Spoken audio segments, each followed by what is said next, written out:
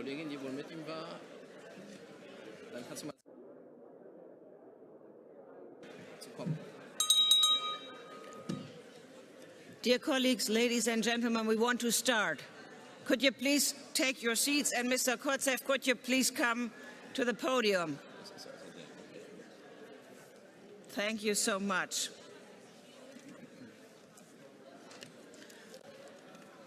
Dear colleagues, good morning. Let us now move on to agenda point 15, adoption of the opinion, the EU's strategic approach to the Black Sea, local and regional dimensions. Our rapporteur is Blagomir Kotzev. And dear Mr. Kotzev, we are really happy to have you here with us. Thanks for coming in times when mayors are under immense pressure and face charges. It's good to see that you were released from prison. Thank you so much for coming today.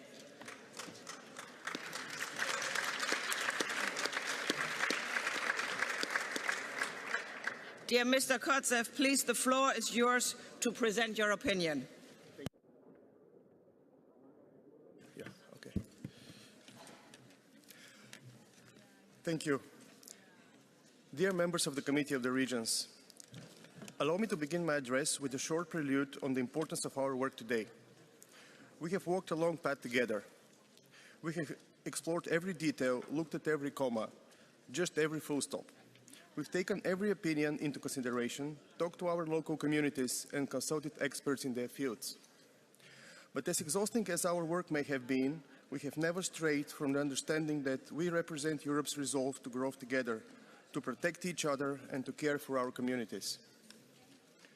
And because of that, I wish to congratulate each and every one of you for your commitment to Europe, to its diversity, to its strength, and to its future.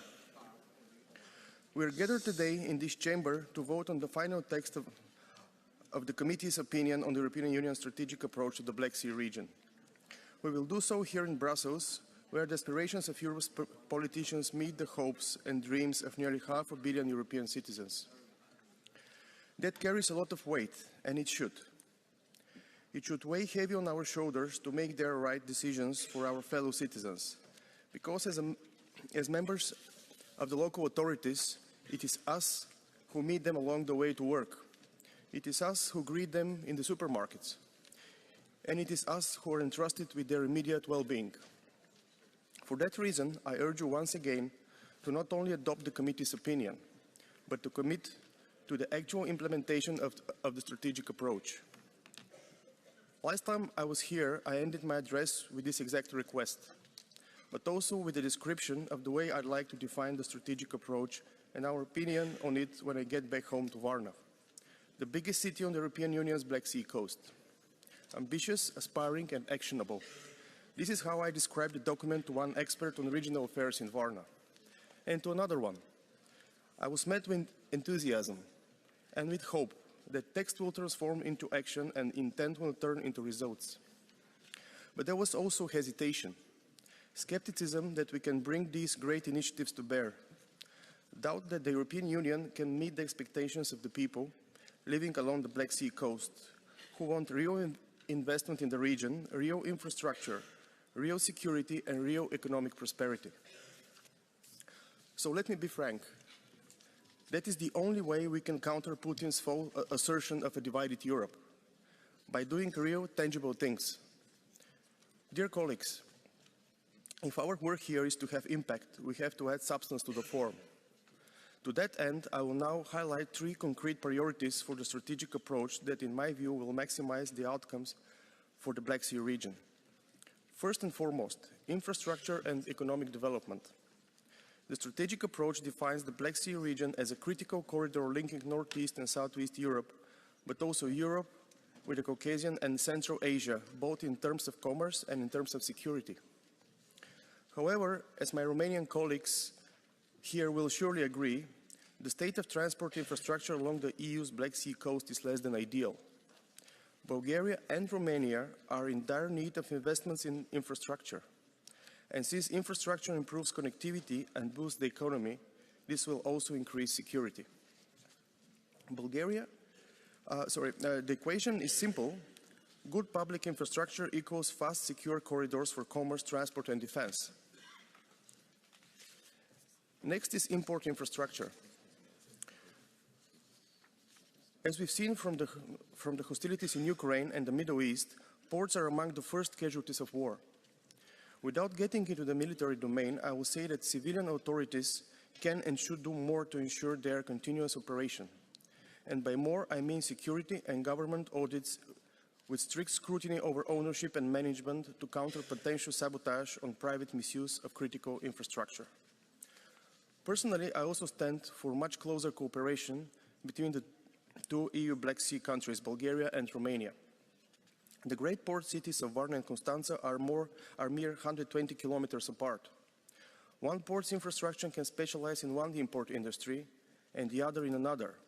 So instead of creating redundancies among ourselves, we could be covering deficiencies for each other. The notion of mutual help between Bulgaria and Romania is also emphasized by a certain communication from the European Commission to the European Parliament dated February 18th of this year. In that document, Bulgaria and Romania are deemed to have experienced slower growth and higher inflation because of the war in Ukraine, a fact that only accentuates the need for closer collaboration in the Black Sea region. One such sphere of mutual interest is environmental protection, which is also my second highlight. Loss of biodiversity, coastal erosion, and flooding incidents are real, tangible problems in the Black Sea region. They threaten the very livelihood of our communities as well as the infrastructure and investment potential of the region. We must adapt to these challenges by promoting ecosystem restoration, monitoring, and most importantly, scientific cooperation with all member states of the European Union. Coastal ecosystems such as dunes and wetlands must be protected at all costs if we are to safeguard our distinct way of life in harmony with the sea. Protecting these natural assets also means upholding Mr. the public Kotsev, could you interest. please come to an end? Yeah. In Bulgaria, civil society's biggest concern is the shadowy commercial capture and destructive overdevelopment of the coast. In Bulgaria, it is the homegrown oligarchs who are responsible for the disproportionate large private interests. This brings to my third highlight, the rule of law in the Black Sea region, which is absolutely critical to the entire Black Sea policy agenda. Bulgaria finds itself in an ongoing political crisis that has been undermining the credibility of institutions for years. Transparency and accountability are becoming abstract terms. The security apparatus has been infiltrated by the oligarchy. The judiciary is in a state of coma. Cases such as my unlawful arrest, which has been deemed such in courts just recently, are only the tip of the iceberg. People are afraid that their own state is against them, that their own state will put them in jail to steal their business, and their own state will use any means necessary to suppress dissent. Thank you, Mr. Kotsev. Thank you so much. You're just extending your time. I'm very sorry. Okay, apologies. Okay, thank you so much for your opinion. I think you can feel us being very close to the Black Sea, especially me, because my partner region is the Odessa region. Thank you so much. We will now come to the interventions from our members for 1 minute, and we would start with Monsieur De Coster. Please, you have 1 minute sharp. Merci Madame la Présidente. Je voulais, moi, au nom du groupe Renew, tout simplement remercier l'ensemble des collègues qui ont tenu à soutenir notre collègue Blagomir Kotsev lorsqu'il a été injustement détenu en raison d'un système corrompu et que nous avons été nombreux à vouloir soutenir les valeurs qui ont fondé le projet européen. Et je voudrais, au nom de notre groupe, vraiment remercier Blagomir Kotsev d'avoir tenu bon, de porter les valeurs qui sont les nôtres en Bulgarie et de lui offrir ainsi une perspective européenne. Un grand merci, bravo et continuez, on est avec vous. Thank you. Next one is Ms. Simeonova-Zarkin. Please, you have the floor for 1 minute. Thank you, Madam President. I would like to thank our reporter, the Mayor of Varna, Mr. Bogomir Kotsev, for his work. He speaks not only as a leader from the Black Sea, but as someone who knows firsthand what the absence of the rule of law looks like. When a democratically elected mayor becomes a target through arrest and attempts to remove him from the office, that is not accidental. When democratic safeguards are weakened, space opens up for vested interests and foreign information manipulation, including to Russian-linked disinformation, to shape decisions against the public interest. Because without democratic processes and free, independent institutions, we cannot secure anything else. Our safety, our economy, our connectivity, the preservation of our beautiful coastline. I am based in Sofia, not on the Black Sea, but I see how disinformation starts on the coast and quickly reaches the capital. And the same is true for Europe. The Black Sea is a frontier point left as weak link. The consequences spread fast and affect everyone. Thank you. Thank you very much. Next one is our member Coughlin, please. Ms. Coughlin. Thank you very much, Deputy President. And while the Black Sea is a long ways from Ireland, I want to salute the Mayor of Varna for his magnificent opinion and to welcome him here today. And he is really a totem for freedom and democracy in Europe. The respected international strategic group Chatham House has said, through its war in Ukraine and geopolitical revisionism in the Black Sea, Russia seeks to establish uncontested hegemony and project influence beyond its neighbourhood and into the Western Balkans, South Caucasus, Eastern Mediterranean and the Middle East. This would allow Russia to challenge European security from multiple positions.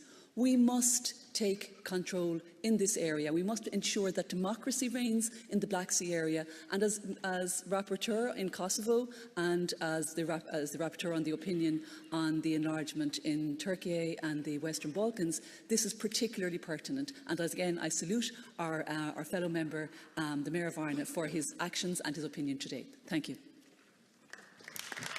Thank you. Next one is Member Borboli, please. Thank you. The Black Sea is not a peripheral of Europe. It is a strategic region for the security and stability of our Union. Today we see wars and rising tensions around us. The war in Ukraine continues, and the instability in the wider region reminds us how fragile security can be. This is why Europe needs a strong and clear Black Sea strategy across the region. At the same time, we must involve local and regional authorities. They are the ones who turn European strategies into real security and development on the ground. And we must ensure real financial support that is visible in every country and every community of the region. Because with the right strategy, the Black Sea can become a zone of stability and cooperation. Without it, the region could easily become a new source of conflict. Thank you. Thank you. Next one is Ms. Rodio, please. Dear Rapporteur, dear President, dear all, thank you so much for your work and your courage for all the things that you have done. I agree on what was said already here before, and I want you to understand that the thing in the Black Sea is our common issue. I want to thank you especially for raising up the important SDGs, the Sustainable Development Goals, which include all that you wrote in your report. Especially I want to thank you for, even though there's such a terrible situation when we look at the security situation, you still underline the environment, which is crucial. I want to thank you for your coherent work, and I wish you all the courage for this, and thank you for this. I now give the floor to Ms. Gajou, please. The floor is yours. Mulțumesc, doamnă președinte. Susținem, venind din România, abordarea strategică a Uniunii Europene ca viziune esențială pentru Marea Neagră. În acest timp, în actualul context marcat de războiul împotriva Ucrainei, regiunea Mării Negre reprezintă o zonă de interes strategic pentru întreaga Uniune și nu o zonă periferică în estul Europei. Tocmai de aceea susținem avizul colegului nostru din Bulgaria, de la Varna, având în vedere că portul Constanța reprezintă un nod strategic vital pentru conectivitatea Uniunii Europene cu Caucazul de Sud, Asia Centrală și coridoarele transcaspice. dezvoltarea colectivităților, tuturor colectivităților de-a lungul țărmului Mării Negre, atât în România și în Bulgaria, trebuie să fie un reper de dezvoltare durabilă în proiectele viitorului cadru financiar multianual. Vă mulțumim! Thank you so much. So, Mr. Kotzev, do you wish to react to all the remarks the members made? Yes, I'll make a general comment. Thank you for your opinions and your words. I'm really pleased that you've taken this topic seriously, and the Black Sea region, being the border region of the European Union, facing the Ukrainian war, we're the closest country to the war now. It's very crucial and very critical to have stability in the region. And in order to achieve that, obviously we need the democratic values to be stable in the country. We need democracy, and to have democracy we need a proper judicial system. We need to make sure that the private sectors, especially the crucial infrastructure projects, are not taken by the shady private interests and the mafia, which is happening in Bulgaria very often. Because they're critical infrastructure, and that's why I mentioned the infrastructure as a major concern, talking about the connection between Bulgaria and Romania. The infrastructure is crucial for the people to understand and to adopt the idea that the European Union is doing something tangible for their everyday lives. Unless the people feel that and touch that in a very personal way, we cannot really make sure that the people of Varna and people of Bulgaria will value the European Union as much as we would like them to do. Because there are a lot of influence from Russia. Bulgaria is a former communist country, and we still have to fight with that. So we really need strong strategy for the Black Sea region in order to have our countries fully integrated with the European values. Thank you. Thank you very much, Mr. Kotzev. Dear colleagues, let us now move on to the vote. And since there are only 3 amendments and all of them are supported by the rapporteur, I would propose a block vote. Is anyone speaking against a block vote? I can see nobody. So we will have a block vote on the amendments number 1, number 2, and... Oh, sorry? No block vote. Okay. No problem or no block vote? No block vote. Okay, that's what I thought you meant. Okay, so we will vote on the amendments just in different times. So we should start with amendment number 1. The rapporteur is just in favor of it. Who wants to vote in favor of amendment number 1? Who wants to vote against it? Okay. I think it's adopted. Okay, let's go to amendment number 2. Who is in favor of amendment number 2? Okay, who is against it? Adopted. And let's go to amendment number 3. Who is in favor of amendment number 3? Adopted, I guess. Just let us talk for the people against it, not to forget them. Okay, no, okay. So then we have the final vote on the opinion as a whole. Who is in favor of the opinion as a whole? Thank you. Is there anybody against it? Okay, one against it. Abstentions? No abstentions. So the opinion has been adopted by a vast majority. Thank you so much.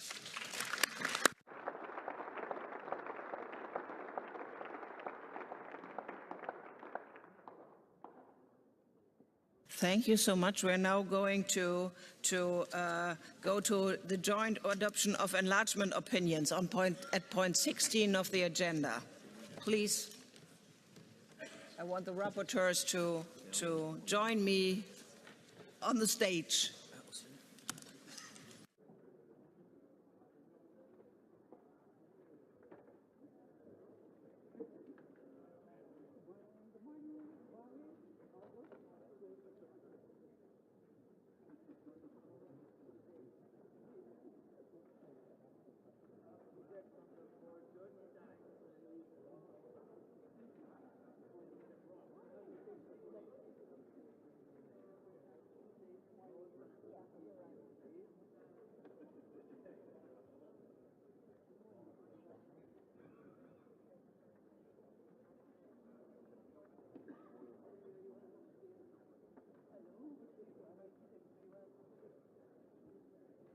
Okay, dear colleagues, we're now starting to talk about our enlargement opinions.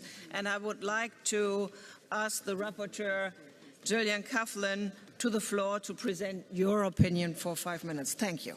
Thank you, Madam Deputy President. Good morning, dear colleagues. I sit before you this morning as rapporteur on the 2025 enlargement package for the Western Balkans and Turkey to discuss an issue of paramount importance: the European Union's future and its expansion to include the Western Balkans and Turkey. We're not just talking about the accession of countries into a union.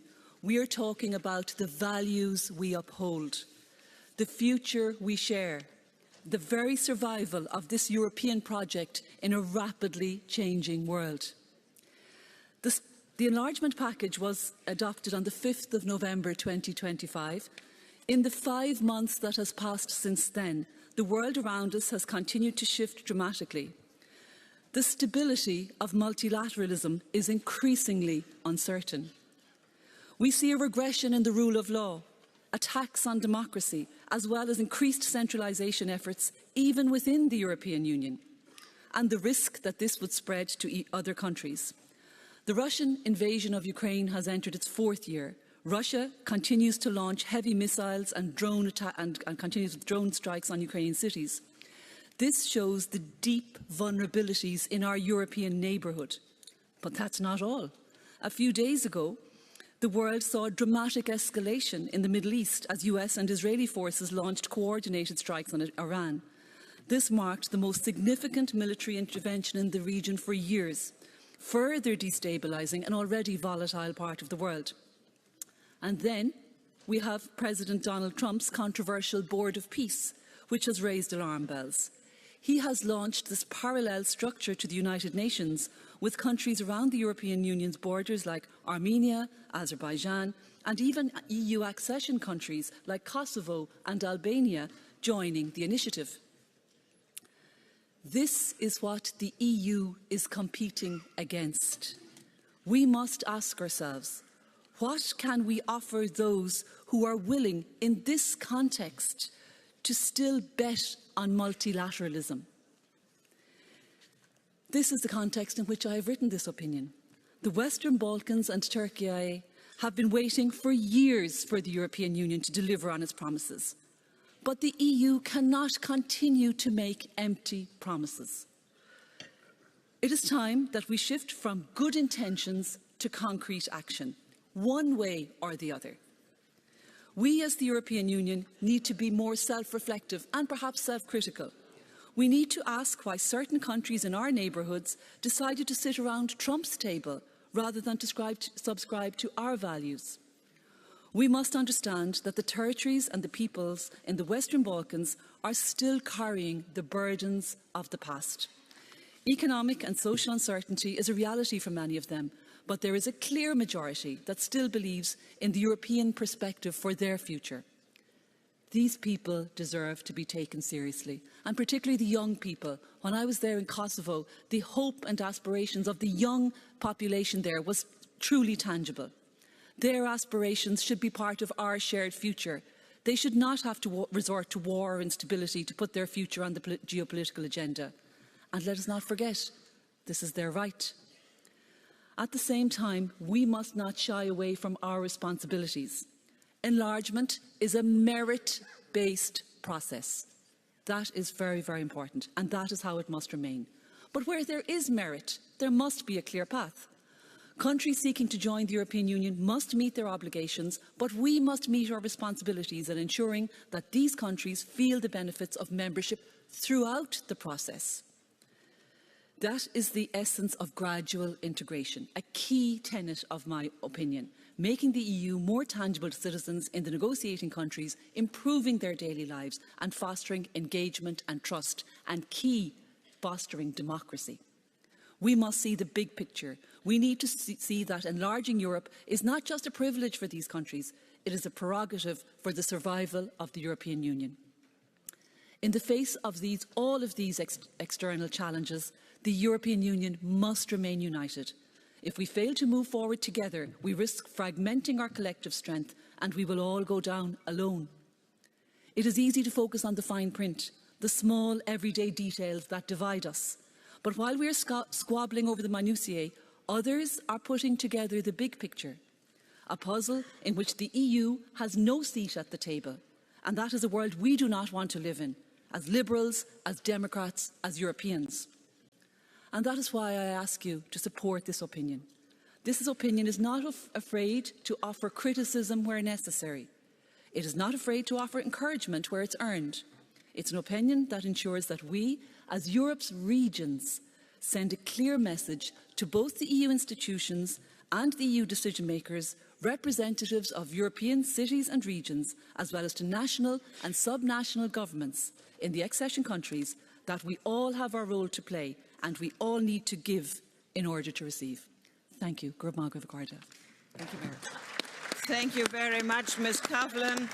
Dear Rapporteur Patrick Molinos, please, the floor is yours to present your opinion for 5 minutes. Merci Madame la Présidente. On pourrait se dire que l'opinion, l'avis sur l'élargissement à l'Ukraine, à la Moldavie et à la Géorgie, en particulier à l'Ukraine, ne change pas beaucoup d'une année sur l'autre, mais je veux rendre hommage aux travaux d'Alexandra Dulkiewicz et d'Andrzej Grotter les années précédentes.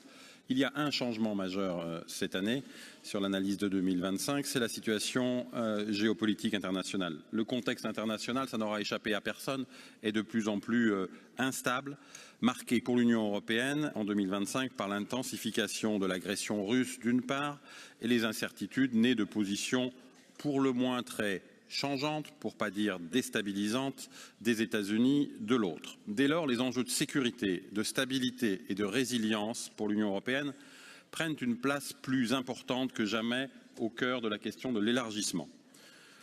Quelques messages clés. Le premier, dans ce monde imprévisible, le rôle des élus locaux, des collectivités locales et régionales au service de la sécurité doit être reconnu et valorisé.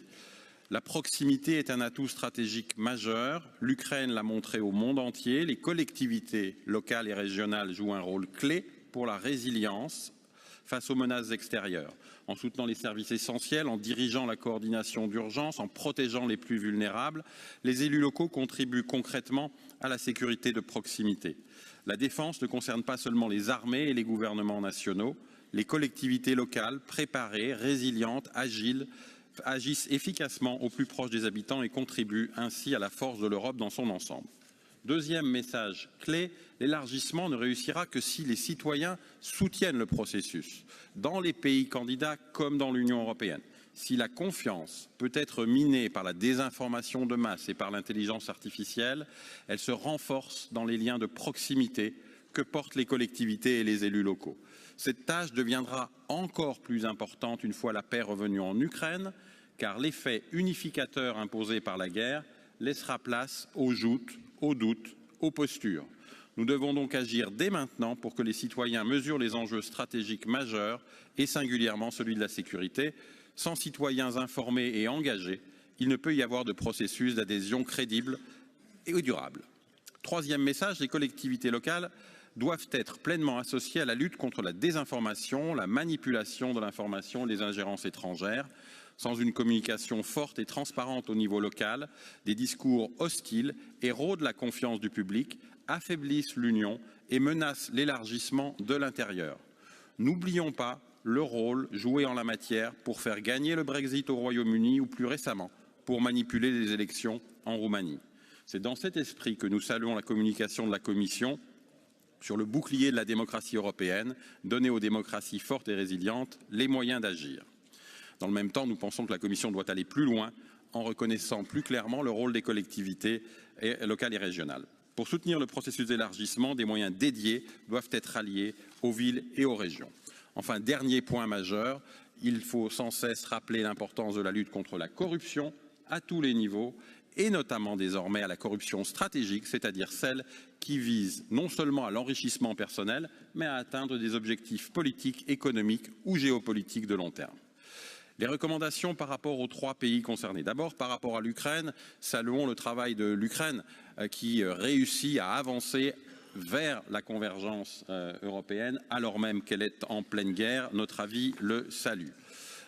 Nous rappelons toutefois aux Ukrainiens qu'il est important de définir clairement la répartition des compétences entre les niveaux locaux et régionaux, qu'il faut assurer une gouvernance efficace dans les territoires désoccupés, qu'il faut reconnaître le statut d'entité juridique aux municipalités et qu'il faut donner évidemment aux collectivités locales les moyens financiers et les ressources adéquates dont elles ont besoin.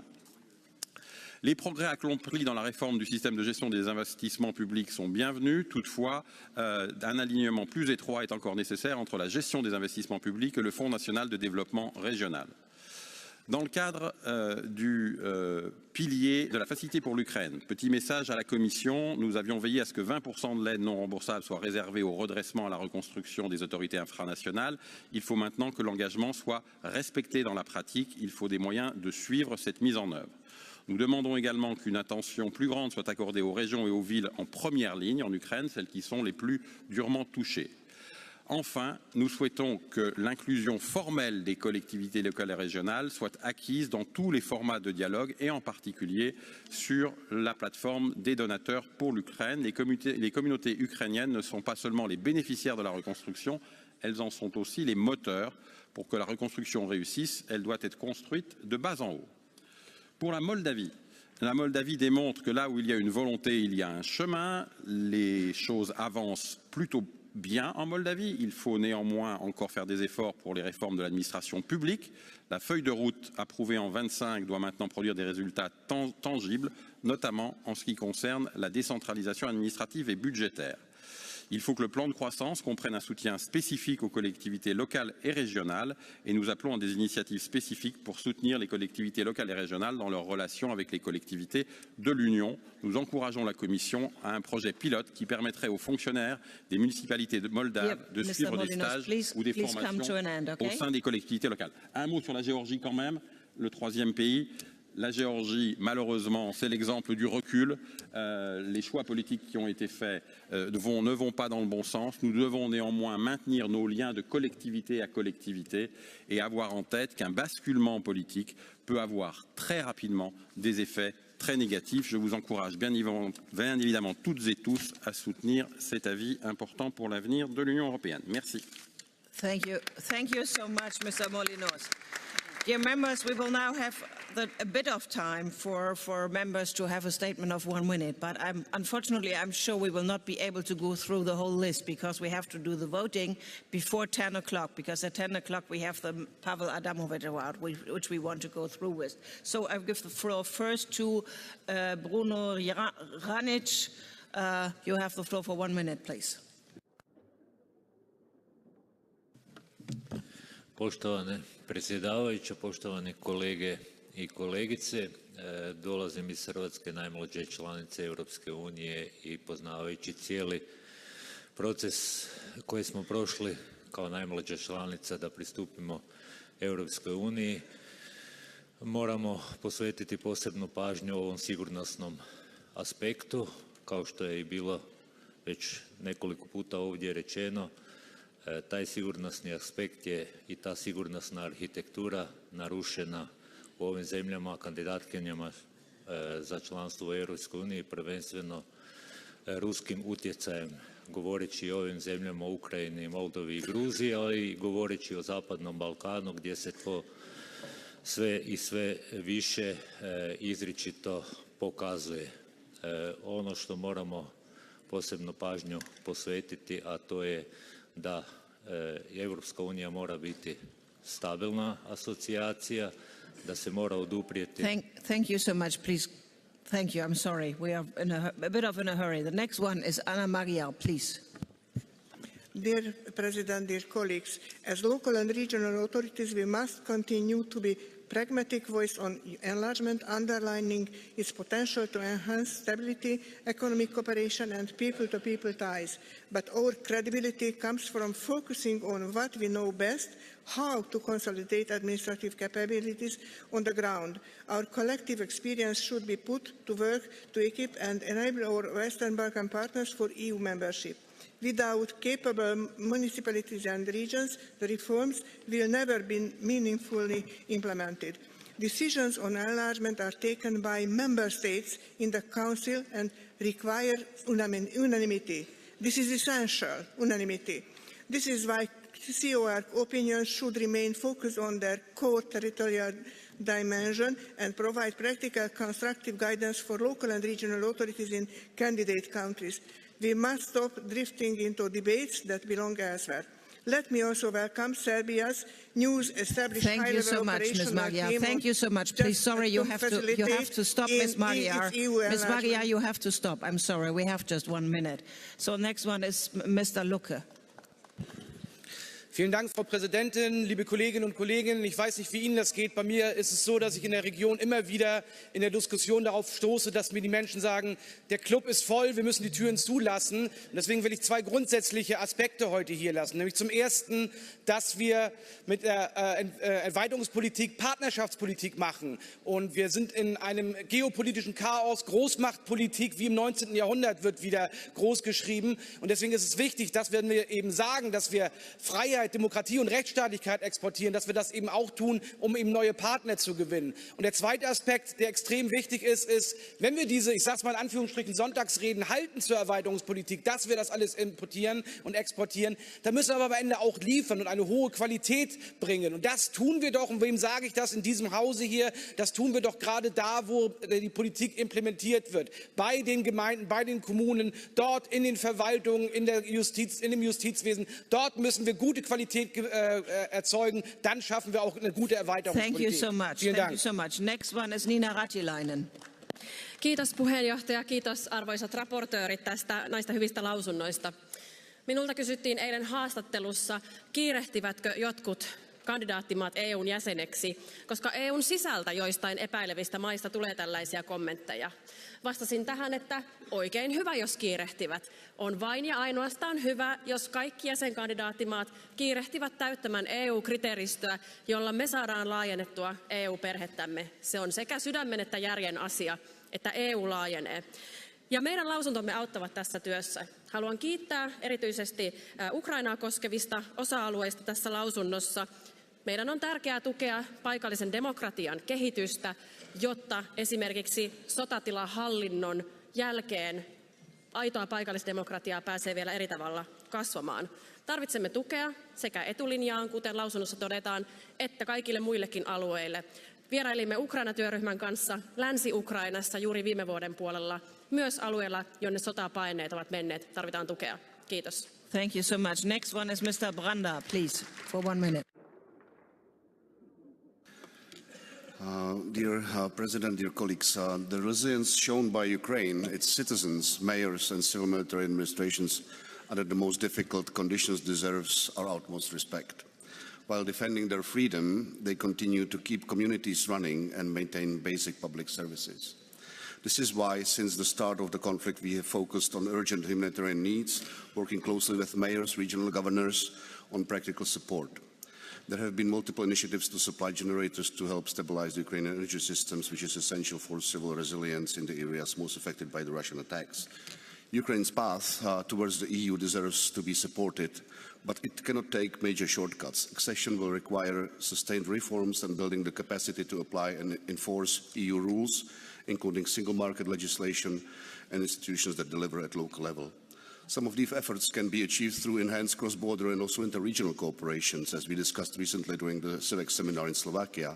We have already some concrete tools to support this work, such as Interreg, and also financial instruments like EGTCs and most recently Thank you so much. EU. I'm sorry, we have to go on to the next. Thank you. Please, Ms. Simeonova-Zarkin. Dear President, dear colleagues, if we want enlargement to be credible, it must start before accession day, through practical alignment and cooperation at the level closest to citizens, our cities. This is why European city networks and regional initiatives matter. Platforms like Eurocities and the B40 Balkan City Network help bring candidate country cities early into European governance practices and standards. And they create structured cooperation and the priorities that shape everyday life: climate action, democratic resilience, digitalization, and local economic development. From Sophia's perspective, the value of these networks is that they turn political vision into repeatable projects. peer learning, joint projects, and concrete delivery. A good example is the self-funded Civic Act project, Civic Activism for Resilient Democracy, which connects Sofia, Tirana, and Podgorica to strengthen civic participation, support local actors, and build resilience against polarization and disinformation. Thank you so much. Last speaker is Mr. Kuchcinski, please. Pani Przewodnicząca, koleżanki i koledzy, jako członek grupy roboczej do spraw Mołdawii miałem przyjemność odwiedzić jesienią zeszłego roku Kiszyniów. Wizyta ta utwierdziła mnie w przekonaniu, że proces akcesji do Unii Europejskiej to nie tylko rozmowy w Kiszyniowie i Brukseli, ale przede wszystkim realna zmiana w każdej gminie, mieście i regionie. To właśnie na poziomie lokalnym i regionalnym bije serce mołdawskiej transformacji. Kluczem do trwałej przemiany jest wdrażana obecnie reforma administracji publicznej. Mołdawia odchodzi od scentralizowanego modelu na rzecz wzmacniania kompetencji władz lokalnych i regionalnych. Na każdym kroku musimy podkreślać, że pełna integracja wymaga silnych samorządów. Samorządów zdolnych do wdrażania unijnych standardów oraz efektywnego wykorzystania funduszy. Naszym zadaniem jest zatem wspieranie mołdawskich miast i regionów, budowanie międzynarodowych partnerstw to strategiczne narzędzie rozwoju całej Unii Europejskiej. W dobie niepewnej sytuacji geopolitycznej bezpośrednie relacje między lokalnymi społecznościami to podstawa zrównoważonego rozwoju i budowania odporności. Dziękuję. Thank you so much. So we will now come to the vote, and we will start with the enlargement packet and the opinion about the Western Balkans and Turkey. Ms. Kovlin, do you want to add a few remarks before we start the voting? I just would like to thank all of my colleagues who have contributed to this, and I am very heartened by the positivity towards enlargement, and as I said in my opinion, the incremental. I mean, we know that local government works best, and if we can help local government in these enlargement countries in a structured way to shake off the old shackles perhaps of corruption and bad practice and to accede to the acquis communautaire. Now the acquis communautaire is a very high bar, we know this, but we need to be pragmatic, as has been said, and pragmatism needs, particularly in this particular geopolitical storm in which we find ourselves, pragmatism must find a way through. So I think while we may not all agree on how to do that, because of perhaps some bilateral problems in particular parts of the European Union, I see that the goodwill is there. And if we keep this going from the ground up and strengthen democracy at local level in our enlargement countries, I have great hope for an enlarged and an improved European Union. Thank you. Thank you so much, Ms. Coughlin. So we will start the voting on this opinion. I would like to ask for a joint vote on the amendments 1, 2, 3, 5, 6, 8, 9 and 17. This is what we are going to do. Okay, so we will do the joint vote now. The rapporteur is voting against this. So, who is in favor of the amendments like 1, 2, 3, 5, 6, 8, 9 and 17? Who is against those amendments? Okay, the amendments are rejected. So we go on with Amendment 4. The rapporteur is in favor of the amendment. Who is in favor of the amendment number 4? Who is against amendment number 4? This is adopted. So we're going over to rapporteur's amendment number 7. If adopted, amendment number 7 falls. Who is in favor of amendment number 7R? Who is against it? This is adopted. We go over to amendment 8. No, this was already done. We're going to amendment 10R. If adopted, amendments 10, 11, 12 and 13 fall. Who is in favor of amendment 10R? Okay, who is against amendment 10R? We should have an electronic vote, please.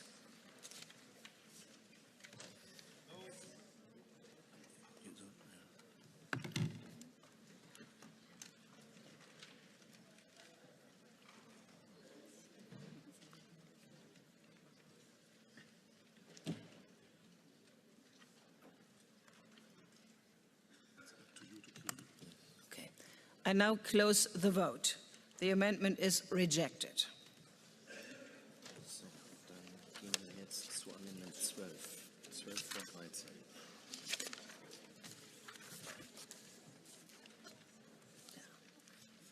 13 bekommst vor 12. 13 vor 12. 13. Okay, so we're now voting on Amendment 13, Part 1. Part 1, because this amendment is split in two parts. Okay, so we are voting for Amendment 13, Part 1. Pardon? No, it's 13 before 14. 4 10. Just give us a minute.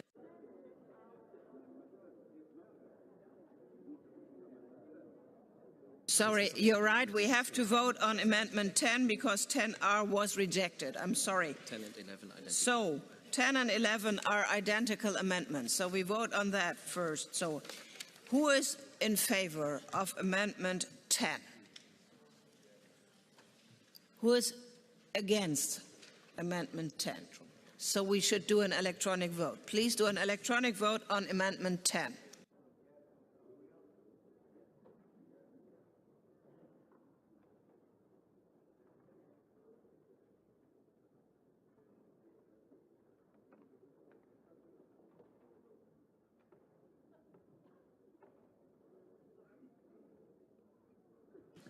I now close the vote. Amendment 10 is adopted. Now we go to 13, Part 1. So now again we go to Amendment 13, Part 1, because it is split in two parts. The Part 1 goes from underlines to legitimacy. So we will have a split vote on that. Excuse me?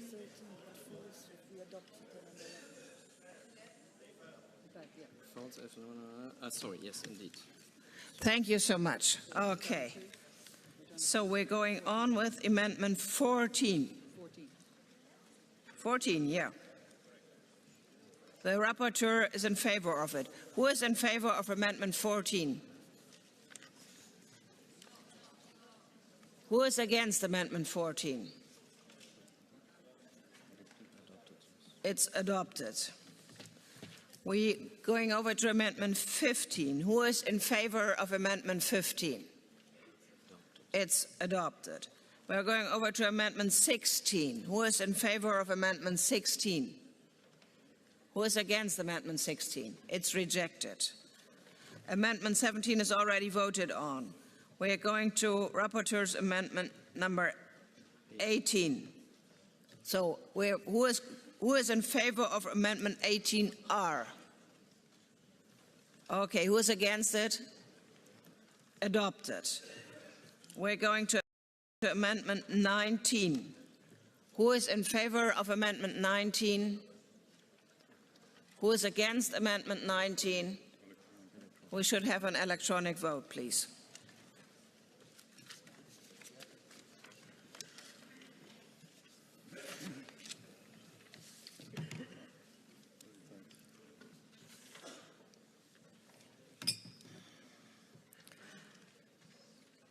Okay, I close the vote. Amendment 19 is rejected.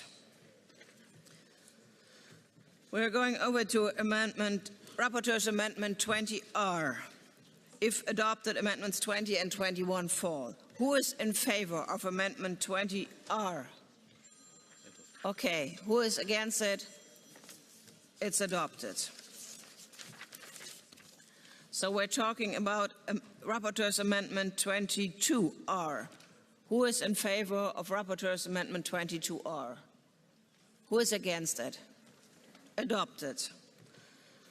I would propose a block vote on amendments 24, 25, 26, and 27. Anybody against the block vote? Nobody. Okay, so we would do a block vote on amendments 24, 25, 26, and 27. Who is in favor of those amendments? Who is against it? It's adopted. We will do a block vote, a joint vote on amendments 28 and 29. Who is in favor of who is in favor of amendments 28 and 29? Who is against it? They are adopted. So we are going to Amendment 30. Who is in favor of Amendment 30? Who is against it? It's adopted. So we're doing the final vote on this opinion. Please, colleagues, who is in favor of this opinion? Who is against it? Okay, adopted by vast majority. Thank you so much.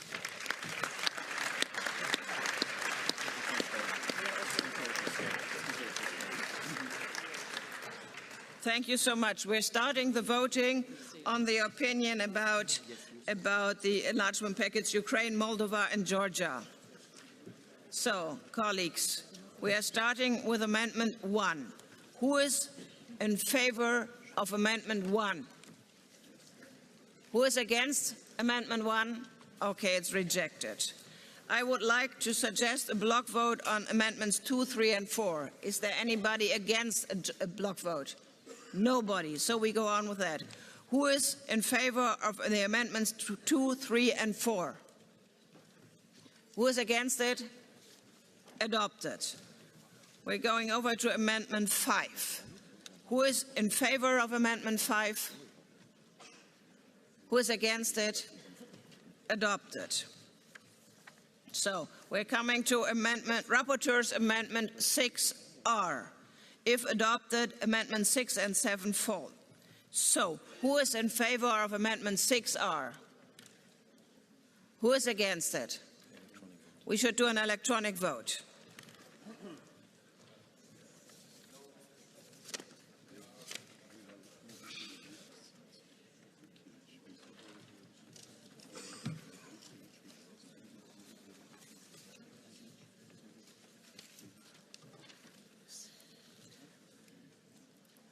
Okay, I close the vote. It's rejected. Very close call. 6, not 1. So, yeah. So since we didn't adopt the Amendment 6R, we are voting on Amendment 6, Part 1. Who is in favor of Amendment 6, Part 1? Who is against it? Let's have an electronic vote.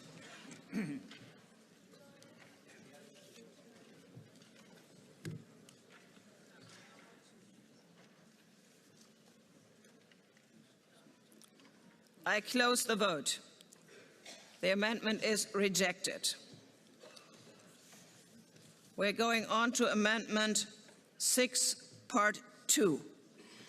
Who is in favor of Amendment 6, Part 2? Who is against it? That is adopted. We're coming over to Amendment 7. No, false if Amendment 6 is adopted, so we're not voting on that. No, 6 is adopted. Yeah, so we're coming to the voting on the whole opinion. Dear colleagues, who is in favor of this opinion?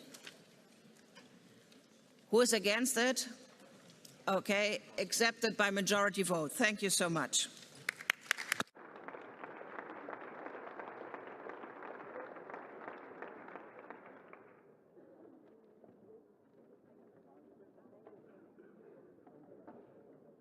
So, colleagues, we're now going over to the Pavel Adamovich Award.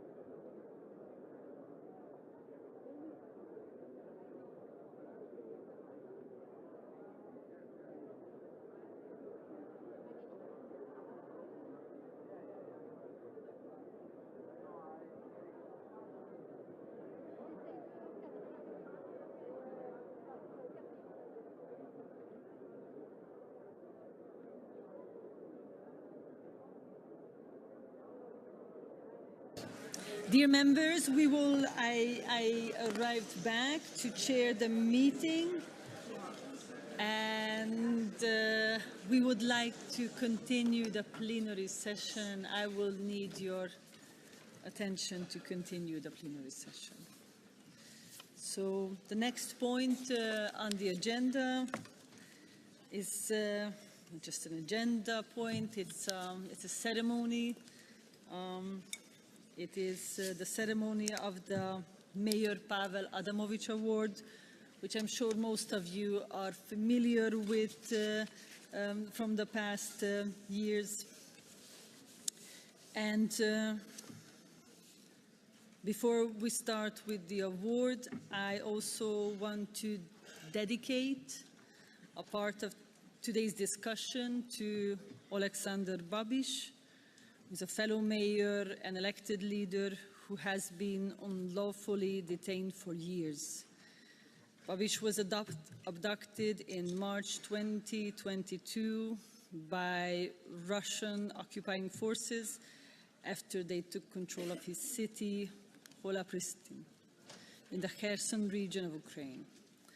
Since then, he has been held in detention without due process, without transparent legal procedure, and without regular contact with his family.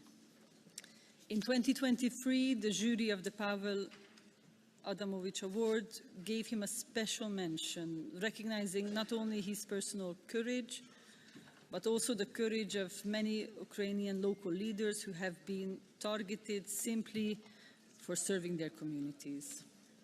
Today, as representatives of Europe's cities and regions, we reaffirm our solidarity with him and with all unlawfully detained local leaders. Before I welcome all the guests we have on the stage, I know that we have a video prepared to present the award, so let's see the video first.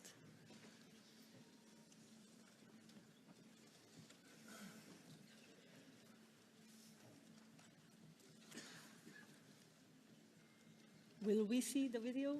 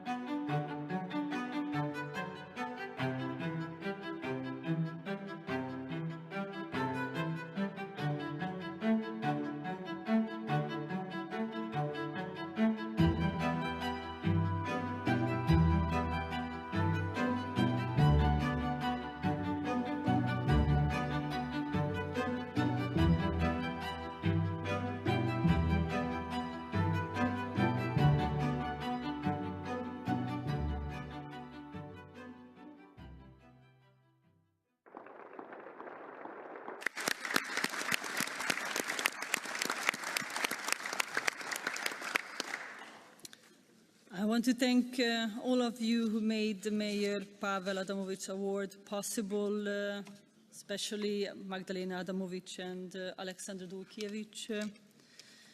And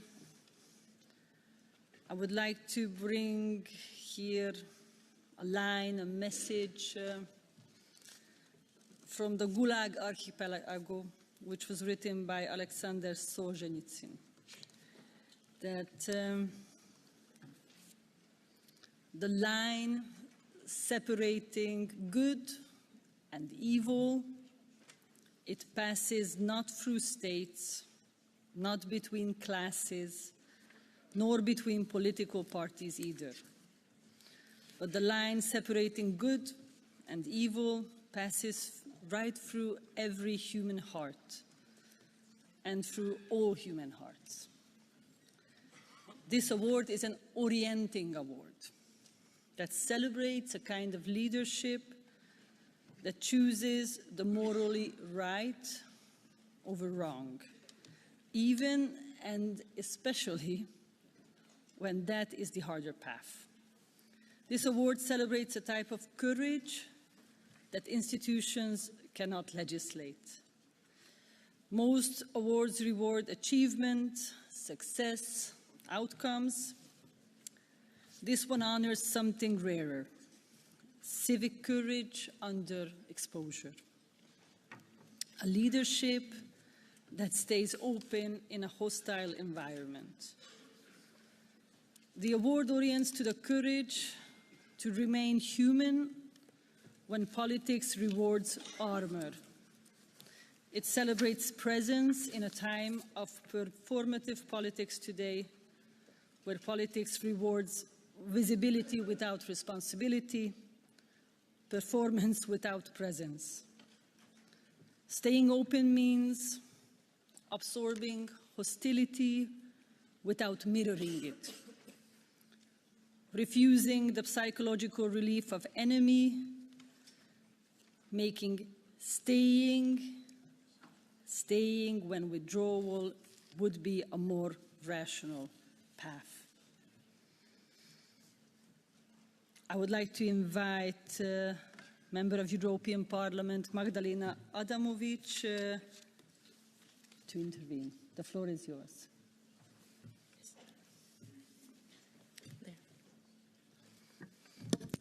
Ladies and gentlemen, let me speak in Polish because I would like this message to go to our Gdańsk citizenship.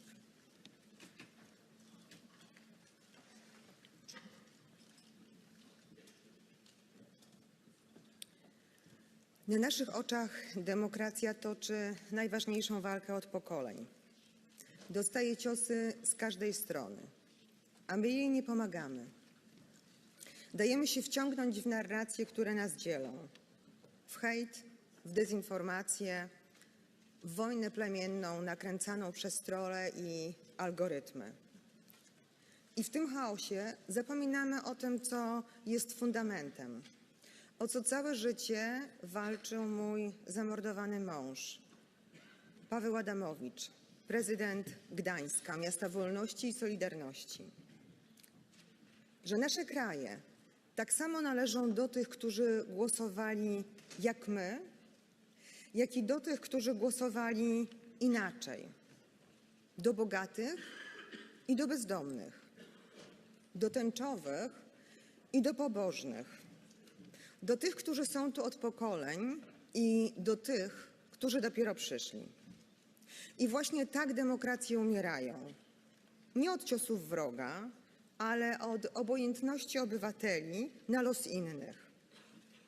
Zamiast wspólnoty mamy wrogie plemiona toczące wojnę o wyniszczenie. Wojnę, w której dobro wspólne, czyli sedno demokracji, wdeptywane jest w błoto nieustającej kampanii wyborczej. Ale na naszych oczach demokracja jest atakowana też między narodami. Prezydent Stanów Zjednoczonych, kraju, który był liderem wolnego świata, dziś kocha siłę bardziej niż zasady, dyktatorów bardziej niż sojuszników. O Putinie, który morduje opozycjonistów, wsadza do łagrów tysiące ludzi i zrównuje z ziemią ukraińskie miasta razem z mieszkańcami, słyszymy, że ma wielki urok osobisty i kocha swój kraj. Sojusznicy dostają pogardę. O Unii Europejskiej, wspólnocie, do której należymy, słyszymy, że jest wrogiem. O terytorium suwerennego państwa członkowskiego NATO, że weźmie je siłą, jeśli będzie trzeba. A wolna prasa dostaje etykietkę wroga narodu. W Moskwie, w Pjongjangu, w Mińsku, w Pekinie, ale też w Ankarze ten przekaz rozumieją bez tłumacza i świętują. A ci, którzy stają w obronie demokracji, sędziowie, dziennikarze, którzy nie dają się kupić, aktywiści, burmistrzowie, którzy nie dają się zastraszyć, płacą za to najwyższą cenę. A media społecznościowe, które miały być globalną oazą wolnego słowa, stają się globalną pustynią kłamstwa i nienawiści. Algorytmy szerzą to zło, bo na kłamstwie i na nienawiści zarabiają cyfrowi oligarchowie. Ten jad dociera do milionów w sekundy, a prawda? Prawda przegrywa. I tych kilku multimiliarderów steruje dziś strumieniami świadomości całej ludzkości. Wszyscy tutaj to wiemy i musimy sobie uczciwie powiedzieć, za mało z tym robimy. Dlatego nagroda imienia prezydenta Pawła Adamowicza, mojego zamordowanego męża, nie jest gestem. Musi być naszym zobowiązaniem. Że Europa widzi tych, którzy płacą osobistą cenę za wartości, których wszyscy na nowo musimy nauczyć się bronić z odwagą i za wszelką cenę. Ekremie, ty tę cenę płacisz. Nie wolno nam pozwolić, żebyś został sam. Nie wolno nam pozwolić, by tylko odważne jednostki broniły tego, bez czego nikt z nas nie chciałby żyć.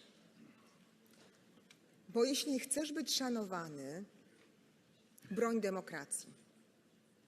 Bo jeśli chcesz mieć równe prawa, broń demokracji. Bo jeśli chcesz żyć bezpiecznie, broń demokracji. Ona sama się nie obroni. Dziękuję.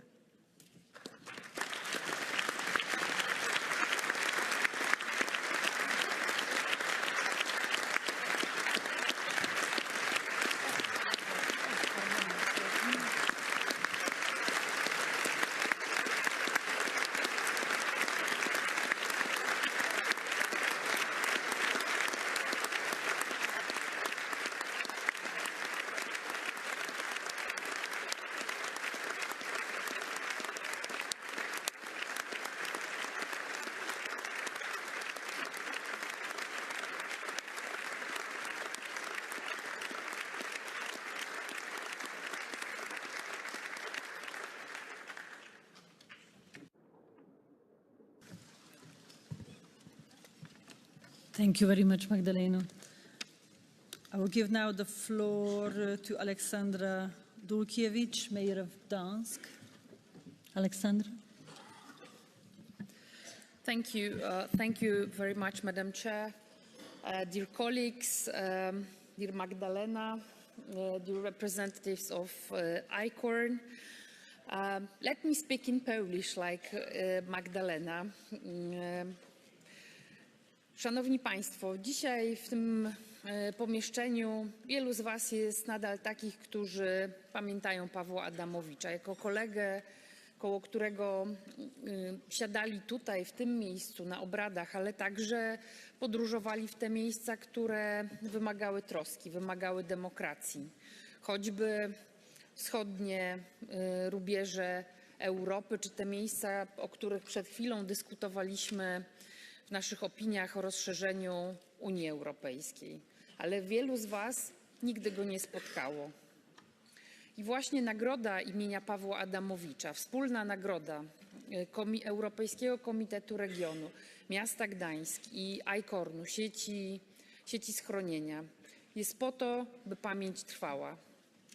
Owszem, do tego są także pomniki, do tego są ulice, do tego są różne nazwy.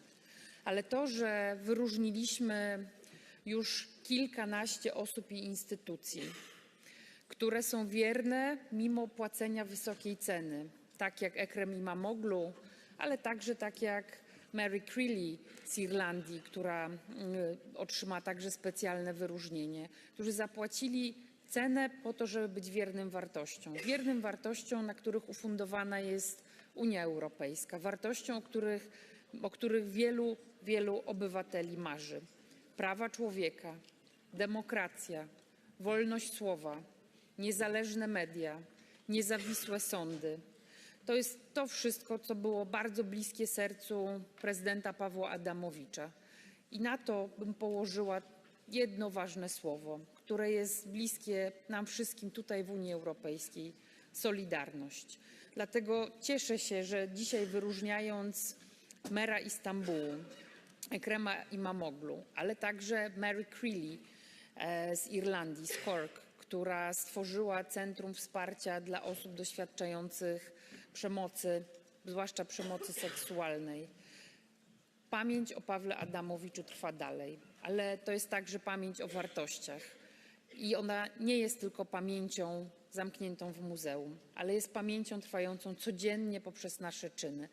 Gratuluję nagrodzonym, dziękuję bardzo i proszę, myślcie już o kolejnych kandydaturach na kolejny rok. Dziękuję bardzo.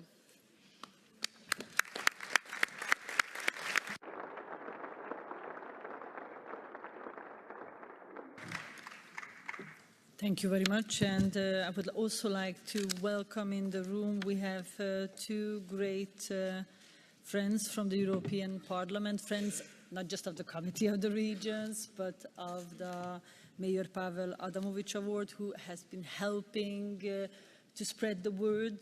So I welcome Dario Nardella and also Ignacio Sanchez, Nacho Sanchez, among us in the plenary.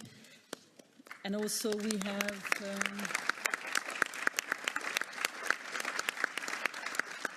still with us Minister Jacek Karnowski. Thank you very much for joining us today too.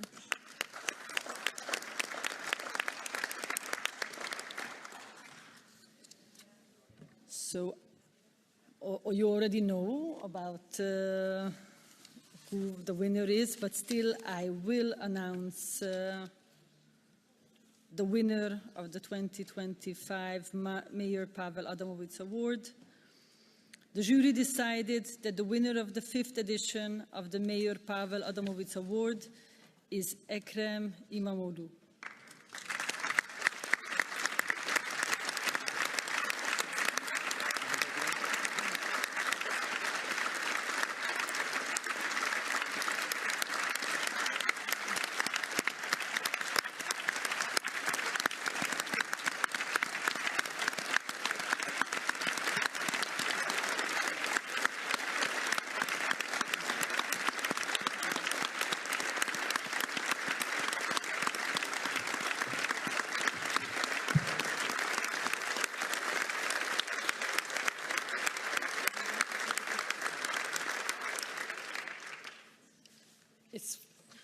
For obvious reasons, he cannot be here personally, so it will be the acting mayor of Istanbul, Nuri Aslan, who I will hand over the award.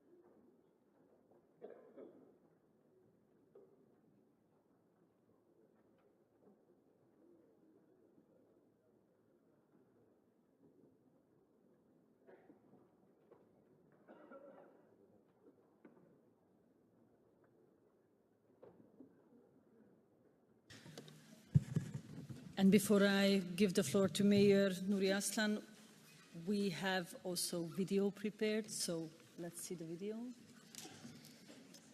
Değerli konuklar, kıymetli dostlar.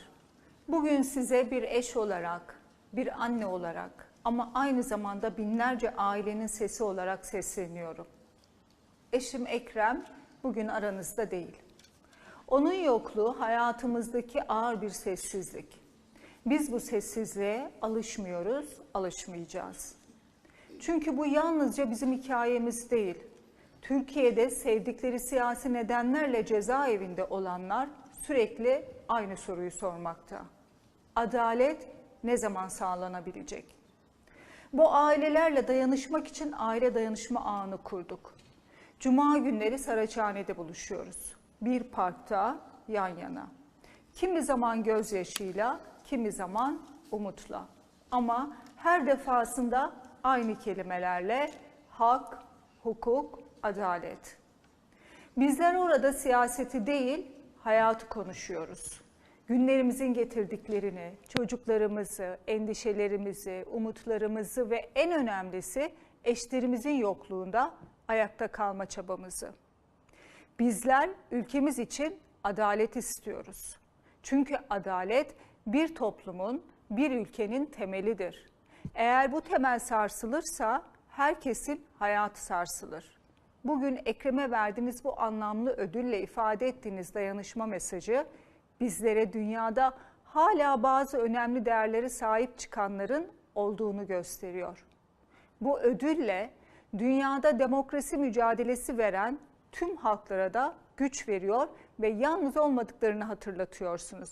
Bunun için sizlere, Ekrem'in ve tüm tutuklu yakınlarının aileleri adına teşekkür ediyorum. Daha güzel günlerde görüşmek üzere.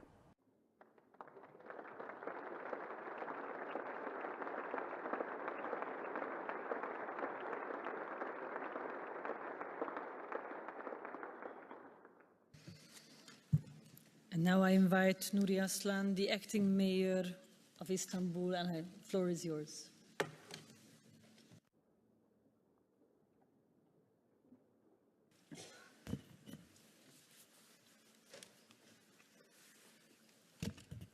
Sayın Başkan, sayın üyeler, değerli konuklar, Avrupa Bölgeler Komitesi içinde oluşan siyasi uzlaşı ve güçlü kurumsal sahiplenme sayesinde Belediye Başkanı Pavel Adamoviç ödülünün bu yıl İstanbul'un seçilmiş belediye başkanı Ekrem İmamoğlu'na layık görülmesi bizlere güç vermekte ve yalnız olmadığımızı göstermektedir.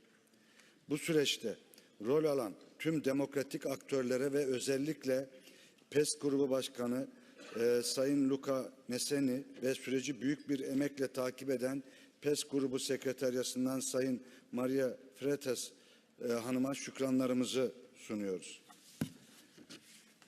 Ayrıca Avrupa Bölgeler Komitesi Türkiye Çalışma Grubu'na Türkiye dosyasını komite gündeminde görünür tutan ve yerel demokrasiye yönelik baskılara kayıtsız kalmayan tutum için teşekkür ediyoruz.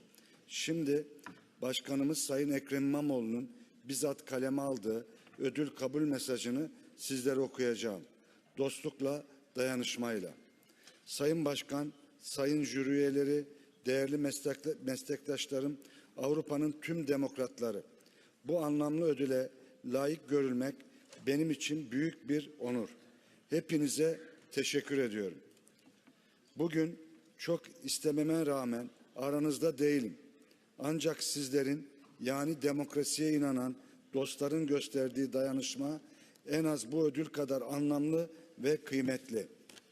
Dayanışmamız sınırları aşan ortak vicdanımıza ve bu vicdanın yön verdiği adalete işaret ediyor. Bunu hissediyor ve biliyorum. Sağ olun, var olun. Bugün ülkemin içinde bulunduğu şartlar nedeniyle özgürlüğüm kısıtlı ama umudum özgür, iradem özgür. Daha da önemlisi milletimin iradesi hala özgür. Türk halkının iradesini ve özgürlüğünü savunmaya bana gösterilen tüm kısıtlamalara rağmen devam edeceğim. Bu ödüle adını vermiş Pavel Adamoviç gibi seçilmişlerin iradesinin hukukun güvencesi altında olması ilkesini savunmaya devam edeceğim. Türkiye'de yaşadığımız demokratik gerileme giderek daha da ağırlaşmakta ve bu gerileme ilk aşamada halen muhalefetin elinde olan yerel yönetimleri hedef almakta. Ne yazık ki ülkemde iktidar yıllardır devleti ve milleti tek eline almaya çalışıyor. Muhalefeti, eleştiriyi, hatta bazen sadece farklılığı bile hedef koyabiliyor. Farklı görünüşlere saygı sadece iyi yönetişim meselesi değildir, aynı zamanda toplumsal istikrarın temelidir. Seçilmiş yerel yöneticilere dönük baskılar sadece belediyeleri hedef almamaktadır. Bu baskıların esas hedefi seçmenin iradesidir.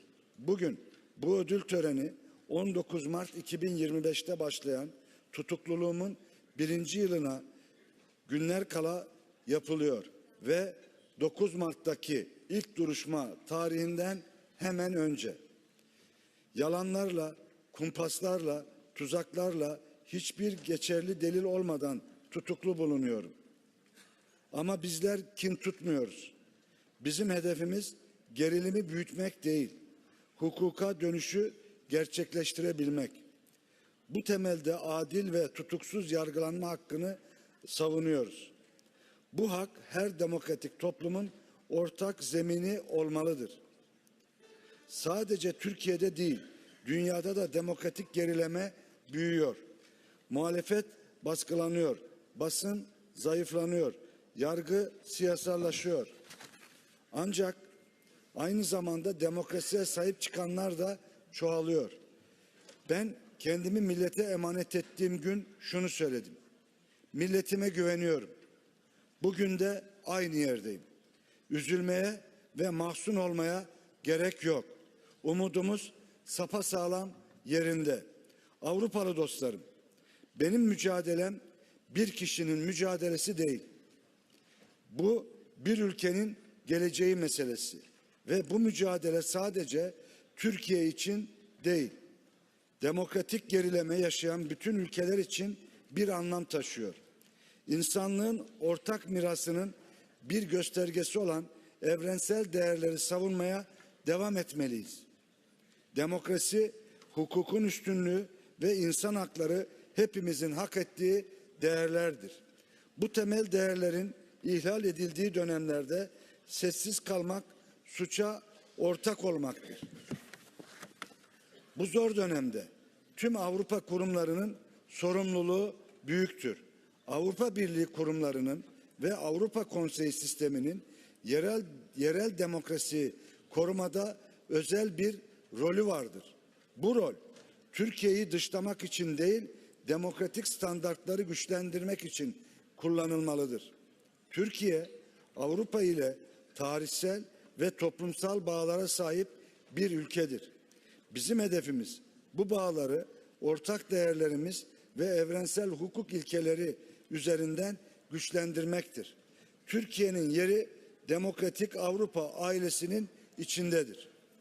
Bu sadece bir temenni değil, tarihsel bir yön ve toplumsal bir iradedir. Bugün bana verilen bu anlamlı ödülü Türkiye'de demokrasiyi savunan herkese, seçilmiş belediye başkanlarına, gençlere, hukukçulara, gazetecilere, sivil topluma ve her şeye rağmen sandığa sahip çıkan milletimize adıyorum. Bu ödülü onların adına alıyorum. Ben Türkiye'nin geleceğine inanıyorum. Çünkü milletimiz zor zamanlarda bile kendi iradesini korumayı bilir. Bizim arzumuz Türkiye'nin yeniden tam anlamıyla demokratik hukuk devleti çizgisine dönmesidir. Sözlerimi Nazım Hikmet'in memlekete dair o büyük umudundan esinlenerek yazdığım bir dörtlükle bitirmek istiyorum. Ve bir gün söz korkudan büyük olacak, hak ve adalet temelli düzen kurulacak ve memleket yeniden nefes alacak. Demokratik şehirler halkın evi olacak. Teşekkür ederim.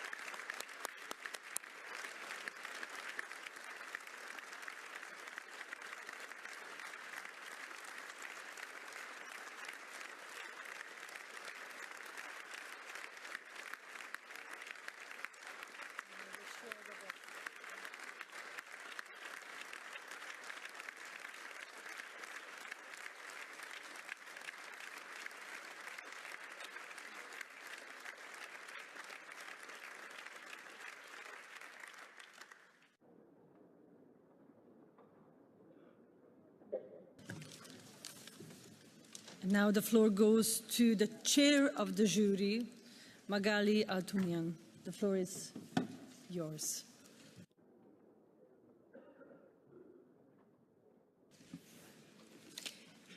Merci Madame la Présidente, chère Magdalena, chers collègues, Mesdames et Messieurs les lauréats et leurs représentants. L'unanimité du jury que j'ai l'honneur de présider témoigne du soutien qui s'est porté au sein de notre Assemblée grâce à l'accord de tous les groupes politiques, mais aussi de nombreux parlementaires européens sur le nom d'Ekrem Imamoglu, dont nous saluons dans cet hémicycle le combat pour la démocratie et la liberté. J'ai évidemment une pensée pour le maire d'Istanbul et sa famille confrontée à cette incarcération qui atteste des dérives autocratiques du pouvoir turc, par ailleurs très fortement condamnées dans l'avis que nous venons de voter au sein du Comité européen des régions. Ce prix qui honore la mémoire de notre ancien collègue, tant aimé, cela a été rappelé, prouve cette année encore toute sa légitimité dans la défense des valeurs de l'Union européenne, en France, au sein de l'Union européenne, mais aussi pour tous les États qui entendent la rejoindre. Pour nous tous, le prix Pavel Adamovitch fait dorénavant partie de notre bouclier démocratique. Il m'appartient aussi aujourd'hui de mettre en lumière notre mention spéciale en la personne de Madame Marie Crilly, directrice du Centre contre les violences sexuelles à Cork, en Irlande. Madame Crilly fait partie de ces héros du quotidien qui a consacré sa vie au service de sa communauté en luttant, notamment contre la violence subie par de trop nombreuses femmes, souvent très jeunes.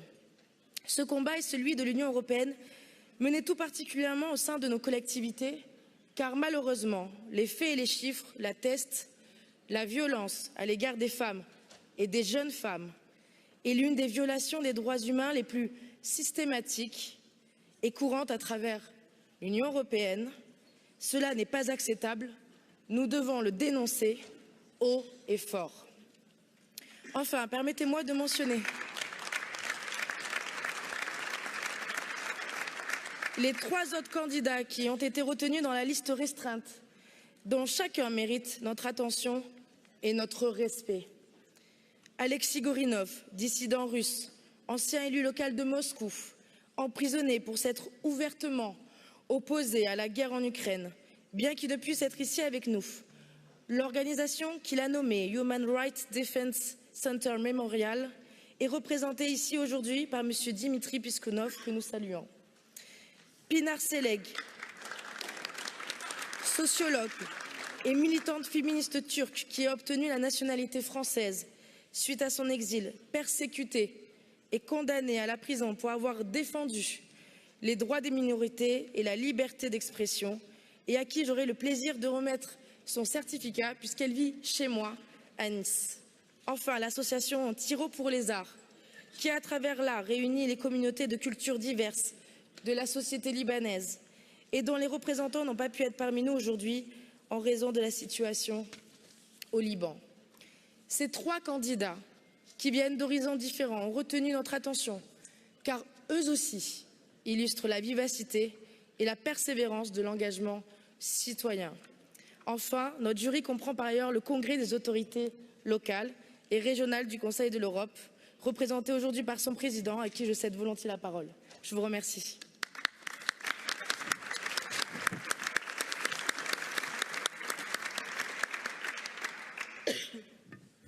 Madame la Présidente du Comité des régions, chers collègues, je crois que le choix qu'a fait le jury d'accorder le prix Pavel Adamovitch cette année au maire d'Istanbul, d'ailleurs la plus grande ville européenne, plus de 16 millions d'habitants, est particulièrement judicieux. Il a été élu 3 fois à cette fonction. Il s'est fortement engagé, cela a déjà été dit par les intervenants précédents, pour la démocratie, pour la liberté, pour l'indépendance de la justice dans son pays, pour ces valeurs qui nous réunissent tous ici, que sont l'état de droit, la démocratie, les droits humains, et aujourd'hui, il est en prison. Pas seulement lui, de nombreux élus turcs d'Istanbul et d'autres villes, parce que près de la moitié des maires de district à Istanbul sont emprisonnés, ainsi qu'un certain nombre de hauts fonctionnaires et d'autres élus. des maires un peu partout de l'opposition en Turquie sont emprisonnés. J'ai rendu visite à plusieurs d'entre eux, et en particulier au maire d'Istanbul que j'ai rencontré à 2 reprises depuis son incarcération. La dernière fois, c'était le mois dernier. Et ce qu'il m'a dit à la prison de Silivri, près d'Istanbul, c'est qu'il espérait un soutien fort de l'Europe et qu'il ne fallait pas qu'on oublie, non pas seulement lui, mais l'ensemble de ces maires, de ces démocrates turcs. Ne pas les oublier, les soutenir, les appuyer. Et c'est ce que vous faites tous ici aujourd'hui, c'est ce que votre jury a fait, madame, en lui accordant ce prix. Il faut savoir que ces élus sont détenus de manière préventive, c'est-à-dire sans condamnation, pendant des mois, parfois des années. Certains d'entre eux, ce n'est pas le cas d'Ekrem İmamoğlu, sont même en prison sans mise en accusation. Il suffit qu'on ouvre une enquête à leur encontre et on les met en prison. C'est évidemment tout à fait contre tout principe de droit. Dans le cas du maire d'Istanbul, lui, il fait l'objet d'accusations, parfois les plus farfelues, comme l'espionnage. Cumulées, ces accusations lui valent plus de 2500 ans de prison. On voit où on en est. Donc merci d'avoir pris cette initiative et ce soutien européen fort qui, au-delà du maire d'Istanbul, je crois, sera très apprécié par tous les élus locaux et emprisonnés en Turquie. Un mot aussi en ce qui concerne Mary Kelly. Je crois que je me réjouis aussi qu'il lui soit rendu hommage à la directrice et fondatrice du Centre de lutte contre les violences sexuelles à Cork en Irlande. Parce que c'est un sujet essentiel, dont d'ailleurs parfois des femmes élues, y compris dans mon propre pays, sont parfois victimes d'alieux. Il faut en être bien conscient. Et d'ailleurs, au niveau du Conseil de l'Europe, il y a ce qu'on appelle la Convention d'Istanbul, dont malheureusement la Turquie s'est récemment retirée, qui vise, c'est une des conventions majeures du Conseil de l'Europe, à lutter contre ces violences. Donc là aussi, je crois que c'est un choix judicieux. Et en tout cas, tout ce que nous devons espérer, c'est que enfin, je dirais, tous ces élus soient libérés et que la justice prévale et que personne ne soit détenu en Turquie ou ailleurs sans qu'il ait été condamné définitivement après avoir pu exercer tous ses droits de la défense. J'ai dit.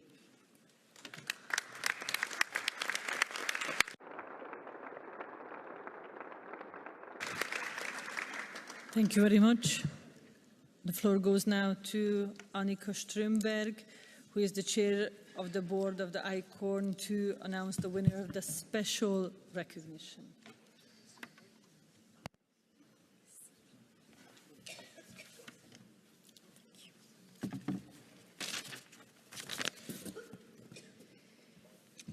Thank you.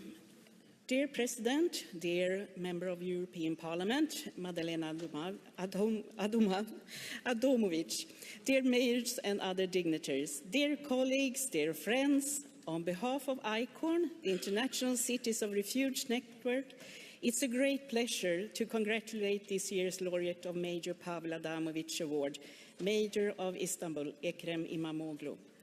Heartfelt congratulations also to the special recognitions of the award, Mary Creeley, Director of the Sexual Violence Support Center in Cork Island. On behalf of the award jury, I look forward to presenting you the proof of the recognition in a minute. As the chair of ICORN, I'm proud that my organization took the initiative to establish an award honoring the memory of Gdansk Mayor Pavel Adamovich. Today, I will congratulate our award partners, the City of Gdansk and the European Committee of the Regions, with how far we have come. I sense that the award has come to stay and should grow in merit and significance in the years to come. In 2026, we also celebrate that it is 20 years since city representatives from Europe and beyond gathered in Stavanger, Norway, and decided to start what became ICORN. Since then, more than 90 cities have joined the network, and 450 persecuted writers, artists, and journalists have found refuge and been enabled to continue their work for human rights and freedom of expression in ICORN cities. The anniversary will be marked during our General Assembly in Barcelona next month. Major John Colboni says, I think mayors around the world now realize that we have a new role, one that didn't exist before.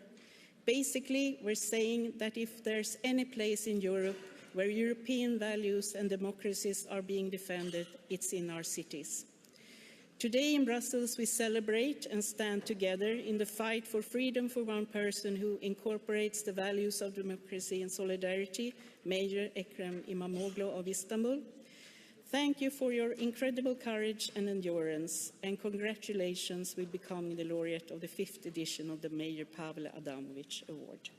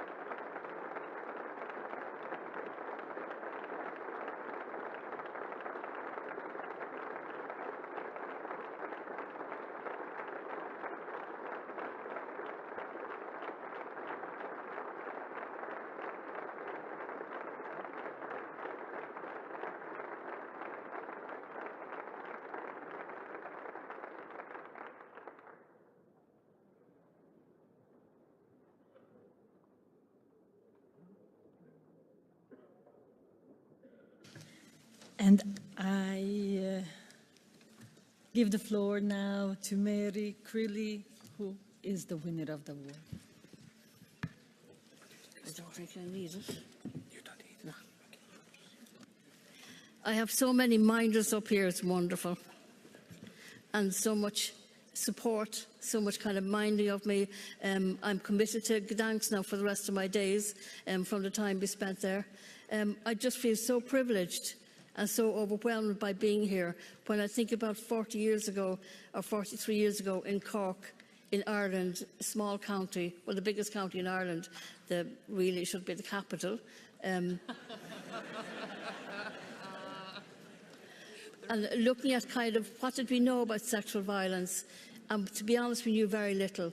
We were looking at the idea of maybe supporting young women who might need to go to court, that kind of stuff. I'm so grateful to the EU over the years who kind of forced the hand of Ireland and other countries to amend legislation, to put things in place. So I think we've all benefited by who we are and what we do.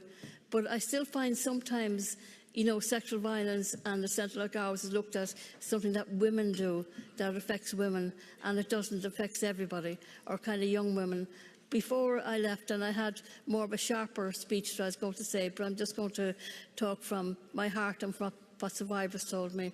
I rang a man who I was in court with, and he's in his 60s, and he was abused as a child. I rang another woman who had been abused by her son's best friend, who to her was like a son. I rang somebody else, a woman in her 70s, who had been raped by her son-in-law. And I'm only saying these things so you realise that rape is about power and control, as in war crimes is about power and control.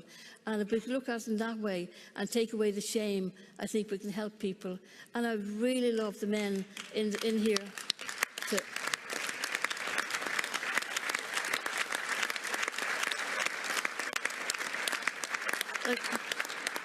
I am about hope. I am about making changes. I know we can. And of all the years in the centre, when we see women or young girls, they'd say, you know, I'm a real daddy's girl, but I'm afraid to tell him because he might look at me differently. He might. Of course he will. But we still need to all engage in it to make the changes, to make it different, not leave it as if it's something to do, talk to your mother or talk to your grandmother, but it's not to do with me. It is. I wish we could just look at sexual assault in a black and white kind of way, because there's no grey areas. There is never a grey area. From the men and the women I've met who've been abused, who've been raped, there's never a grey area. They haven't consented. But if we look at that in that kind of way, and the majority of men, I think, are brilliant. And I couldn't stay here 43 years if I didn't believe that, because I don't promote people. But they are. But there is a minority who are consistently doing it. And it's not to do with consent, it's to do with entitled. They feel entitled to do it. And they're doing it everywhere. They're doing it here. They're doing it at home. And they're among us. They're not like the strangers, they're not like the monsters that we talk about. I mean, look at the case in France where the woman was raped by her husband, colluded and brought in hundreds of people. Look at the Epstein, it's kind of in plain sight. It's people who we know. So all I'd ask the men to do is to call them out. Call your friends out if you know they're doing it, because they will talk, or you will have a feeling about them, because when somebody is raped or abused, it really affects their life, and not just them. It affects their partners. We've men coming in who say, this happened to my wife or my daughter, I don't know how to be around them. So it is like a horrific crime, and it's like for the 3 billion women in the world, 1 billion will be raped in our lifetime. So I feel such a privilege that we're putting the spotlight on it, and I thank you from my heart and from all the survivors I've met over the past 43 years. I thank you so much.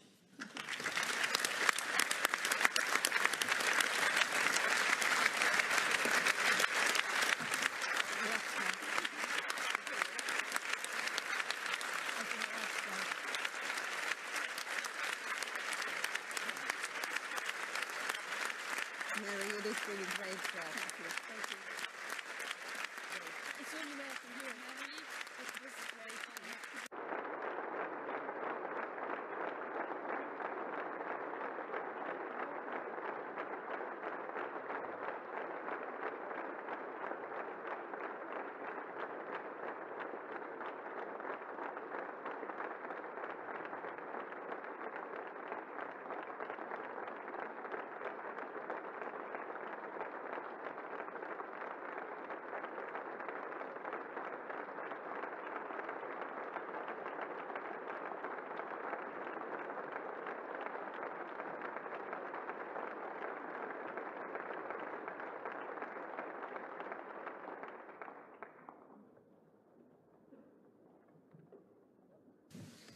I give the floor now to our members for short interventions. 1 minute.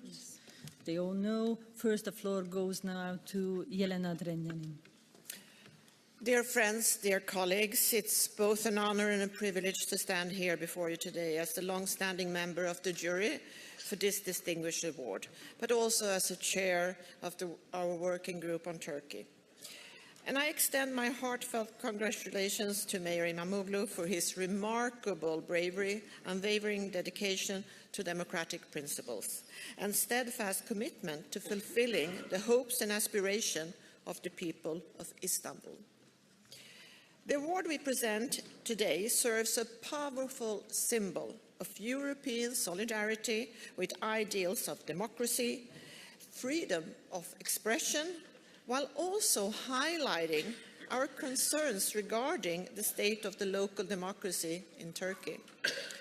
From this esteemed institution devoted to regional and local democracy, we unequivocally denounce the unjust dismissal and detention of mayors that was mentioned. And I wish sincerely also to congratulate Ms. Mary Crilly for her tireless advocacy and unwavering dedication of supporting victims and sexual violence, and thank you for your speech. It really touched us deeply. Gender-based violence and discrimination against women continues to be pervasive issues across Europe in 2026, manifesting in many forms: physical abuse, cyber harassment, workplace and pay inequities, and underrepresentation in political spheres. And that's really unacceptable. We must forge strong alliances to confront these challenges, and we need committed individuals, but also leaders like Mary Crilly, who also take decisive action to combat these injustices. Individuals like her and Ekrem İmamoğlu should never feel isolated in their efforts. It is our duty to support them, not only in a moment like this, but consistently through our daily policy choices. Thank you so much.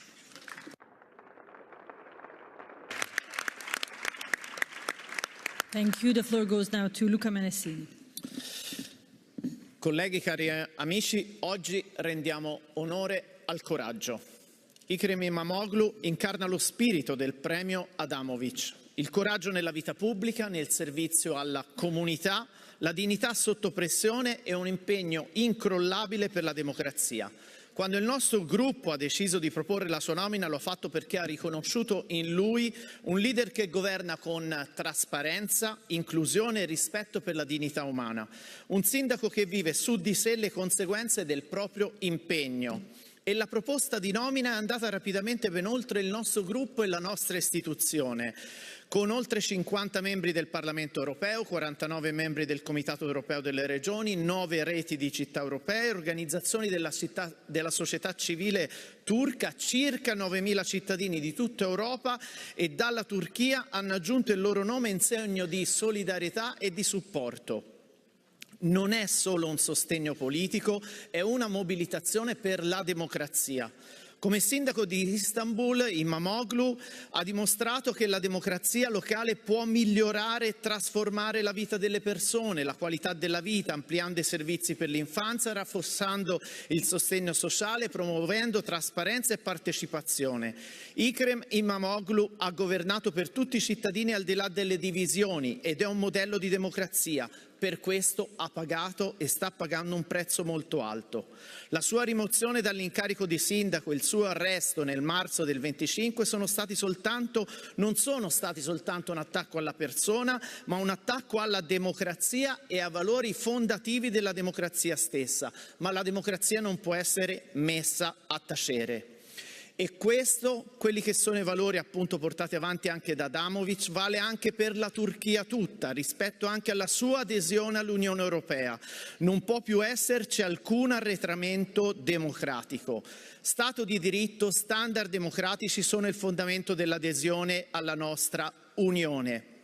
Il messaggio oggi che parte da qua, al di là delle famiglie politiche e al di là delle istituzioni e le frontiere, è che l'Europa è a fianco di chi difende la democrazia, è a fianco di Ekrem Imamoglu e continua la sua battaglia, questa battaglia fino alla sua liberazione. Grazie. Grazie. The floor goes now to Julian Coulan. Thank you, Madam President, and I wish to thank the jury for awarding these very, very worthy recipients the award, the Pavel Adamovich Award today. I've already been speaking a couple of times this morning, and the tapestry of politics has a way of weaving itself together. And, you know, we're talking again about Turkey, about democratic rights, about the hope and the aspirations of the people there. And did we hear it ever more clearly than from the Mayor's wife? So we salute the Mayor in prison. We thank his Deputy Mayor for being here today, and we congratulate him for on his award. But you have my fellow Cork woman next to you there, Mary Crilly, and I would like to salute Mary and congratulate her from the bottom of my heart on her award today, and to thank the jury for recognising her, and to acknowledge my colleague on the Irish delegation, Councillor Kieran McCarthy, for nominating Mary, who I think, you know, it was a really worthy nomination. Mary is the founder and director of the Cork Centre for Sexual Violence. For 4 decades, she's been one of the most significant Irish figures in human rights, equality and non-discrimination. She is known for her consistent and effective work for changes in public policy and legislation on sexual violence, domestic violence and sex trafficking. And in fact, the first time I met Mary Crilly, it was the Taoiseach himself introduced me to her and praised her for her work when he began his career as a politician, as a city councillor in Cork City. And Mary then was even then lobbying for people, for women in particular. As a feminist activist, Mary has played a role in changing the response to male violence against women. And that, I think, was what the key to her speech was there. Male violence towards women, how we respond towards that. There had been an acceptance towards it. It was part of everyday life, really, back, you know, in the 1950s and 60s in Ireland. But Mary's leadership has changed the response to that. She's noted for her work in the areas of sexual violence, domestic violence, sex trafficking, female genital mutilation and stalking. Mary continues to work tirelessly to eliminate sexual violence and to change attitudes towards victim blaming in society. So she supports victims in court. This is the practical work that heroes do. You know, it's not. Today is such a good day because heroes like Mary and the Mayor of Istanbul, their everyday work is not glamorous. It's hard, it's difficult. But today we are acknowledging that those difficult 40 years of work that Mary has done.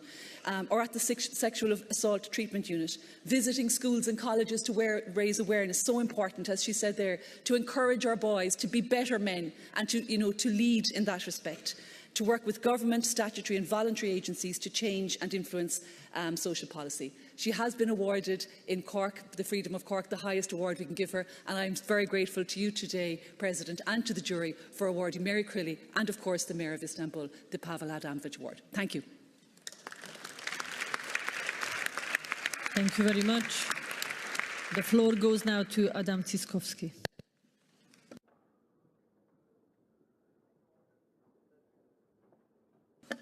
Witam serdecznie, Szanowna Pani Przewodnicząca, Pani poseł Magdalena Adamowicz, Szanowni Państwo, drodzy zebrani. Gratuluję oczywiście wszystkim nominowanym i nagrodzonym dzisiaj. Prezydent Adamowicz stracił życie służąc swojemu miastu i jego mieszkańcom w wyniku przemocy, której nic nie może usprawiedliwić. Jego śmierć wstrząsnęła nami i pozostawiła trwały ślad w naszej pamięci. Każde życie odebrane w bezsensownym akcie agresji zasługuje na jednoznaczne i bezwarunkowe potępienie. Dlatego chciałbym w tym momencie wyrazić nasz głęboki żal z powodu zabójstwa młodego Quentina Deranka we Francji. Żaden cel, żaden konflikt społeczny, ani żadna idea polityczna nie mogą usprawiedliwić przemocy. Nigdy. Gdy nienawiść zastępuje dialog, a zastraszenie wypiera debatę, najwyższą cenę zawsze płaci demokracja. Wspominając dziś Pawła Adamowicza, Quentina Deranka czy Charlie'ego Kirka, przypominamy prostą, choć niestety łamaną zasadę sporów. Nigdy nie wolno rozstrzygać przemocą. To odpowiedzialność, która na nas spoczywa i dziedzictwo, które musimy wspólnie chronić. Dziękuję bardzo.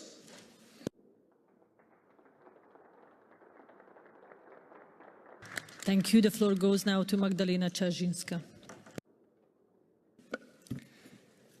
Thank you, dear Madam, dear colleagues. As Mayor of Sopot, I feel very personally the importance of the Paweł Adamowicz Award. Sopot, Gdańsk and Gdynia, we form one metropolia, and I remember the shock when our friend Paweł Adamowicz was brutally murdered. His death left a deep wound, but it also made stronger our commitment to defending democracy, dignity, and local leadership. It's therefore a particular honor for me to speak at today's ceremony. This year's winner cannot be with us, and the symbolism is very powerful and painful. An award named after an assassinated mayor is given to a mayor unjustly jailed. On behalf of European Alliance Group, I want to express our strongest solidarity with Mayor Imamoglu and with the people of Istanbul. And let me be very clear, there is no place in European Union, in candidate country, in any country for political prisoners. And it's our duty to speak about it and to work on it. And finally, I also warmly congratulate Ms. Mary Crilly. Dear Mary, your dedication is an inspiration to so many women and men, and a reminder that this fight is far from over. And only together we can end this sexual violence. Thank you. Thank you. The floor goes now to Tinia Radinja. Thank you. Today we honor courage, not titles, not power, but the courage to stand for the democratic values when it comes at a real cost. Pavel Adamovich believed deeply in open, pluralistic cities and the responsibility of all of us local leaders to defend freedom, dignity and human rights, even when it comes under immense pressure. By honoring Ekrem İmamoğlu today, we must recognize leadership that remains committed to inclusion, social justice, democratic principles in a context where these values are under increasing threat.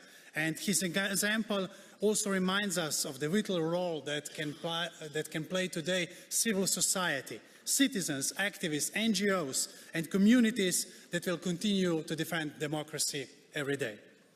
The special mention to Mary Creeley, I believe, very powerfully underlines another core truth, that democracy must be lived equally by everyone, and especially when it comes to safety, dignity, and freedom from violence, especially for women, because only like that we can imagine the Europe of our visions. Thank you.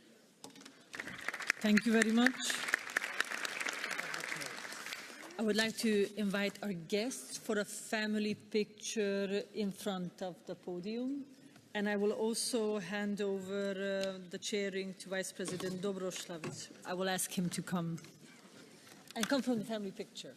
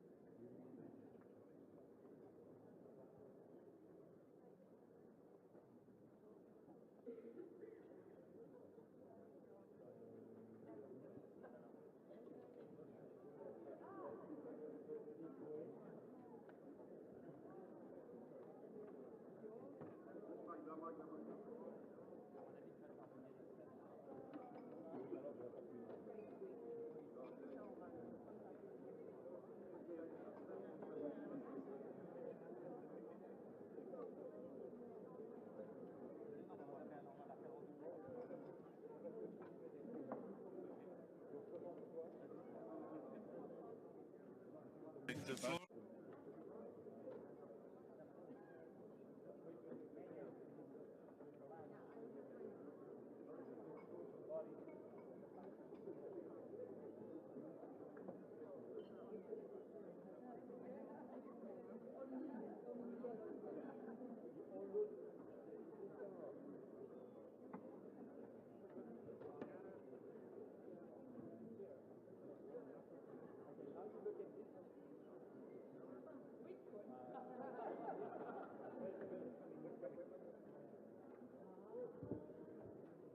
Second picture for me. So you can use my camera. Please, the people with the camera in front of me, can you come back? And the camera, please. Okay. Good. Can use my camera. Big smile. Everyone, one more time. Okay. Thank you so much.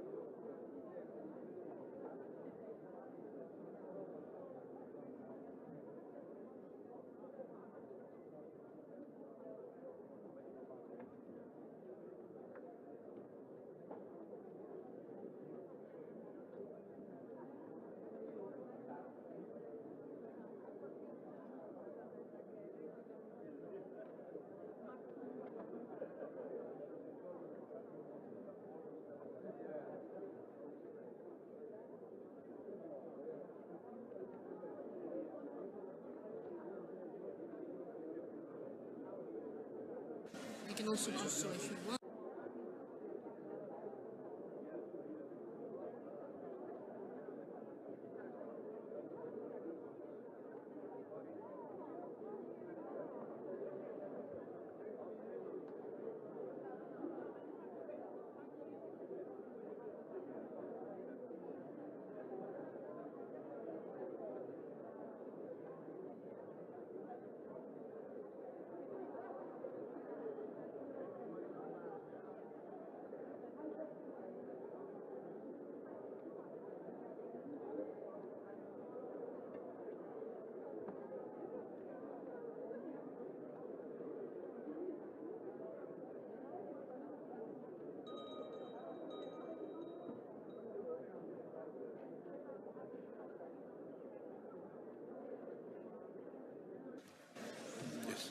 Yeah.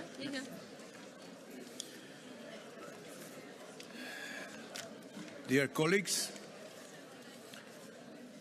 let us move on to agenda point 20, discussion and adoption of the opinion Child Wellbeing and Child Benefits, mapping child benefit systems across EU member states. The Rapporteur General is Madame Fosey Taloui. Dear Rapporteur Taloui, please, the floor is yours to present your opinion in 5 minutes. Thank you, President. Dear President, dear colleagues, we are discussing something very concrete today. Nearly 20 million children in Europe, almost 1 in 4, at risk of poverty or social exclusion. This opinion comes at an important political moment. The Cyprus presidency has placed child well-being high on the EU agenda. Our message today is simple. We cannot set ambitious targets such as lifting 5 million children out of poverty by 2030 without matching them with governance, territorial ownership and adequate funding. As Frederick Douglass, an American human rights activist in the 19th century, already said, it's easier to build strong children than to repair broken men. And that is exactly our approach. First, child well-being is a long-term social investment. Child poverty is not inevitable, it's political. We invest early in income security, in quality early childhood education and care, in family support and prevention. That's how we break cycles of poverty before they become permanent. Children do not grow up in isolation. They grow up in families, neighborhoods, and communities. So child benefits are essential, but they must go hand in hand with access to services. Education, healthcare, housing, and nutrition. One cannot replace the other. This is not social spending. It's Europe that is investing in its future. Second, child poverty is territorial and multidimensional. Child poverty looks different depending on where you live. It can mean poor housing, food insecurity, digital exclusion, limited access to services. And that's why we insist on a place-based approach. Local and regional authorities are closest to families. They detect needs early. They implement the European Child Guarantee on the ground. They must therefore be fully involved in national action plans and in the upcoming EU anti-poverty strategy. Multi-level governance is not a formality, it is a success condition. Third, ambition requires funding and coordination. If we are serious about the European Child Guarantee, colleagues, we must finance it properly. This is why we call for at least 20 billion euros in the next multi-annual financial framework. Colleagues, this figure is not arbitrary. It reflects the scale of the challenge. Without sufficient funding, the Child Guarantee risks remaining fragmented and uneven across territories. In this opinion, we also call for a strong and clearly identifiable ESF+, simplified access to funding for local authorities, a child marker to improve transparency, and a strengthened portfolio for the European Commissioner in charge, including in the next EU mandate, to ensure political ownership, coherence and visibility for the European Child Guarantee. Ambition must be backed by resources, and resources must be backed by coordination. Dear colleagues, before concluding, allow me to thank you all sincerely. A very high number of amendments were tabled, and I want to say clearly, this really strengthened the text. Through constructive dialogue, many amendments were integrated as rapporteur's amendments. In the voting guidelines, I have given a positive signal to almost all of them, because the spirit was constructive and focused on improving the opinion. The result is stronger, more balanced and more ambitious. Dear colleagues, nearly 1 in 4 children in Europe is at risk of poverty. We cannot accept this as normal. We cannot postpone action. Investing in children is not secondary to competitiveness or resilience. It's the foundation of both. Let us send a clear message from this plenary session. Europe must invest in its children. Now, thank you.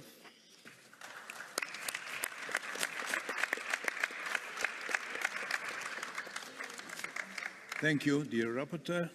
Now we go to interventions from our members. Interventions are 1 minute each. We start with Enzo Lattuca. Your floor is for 1 minute.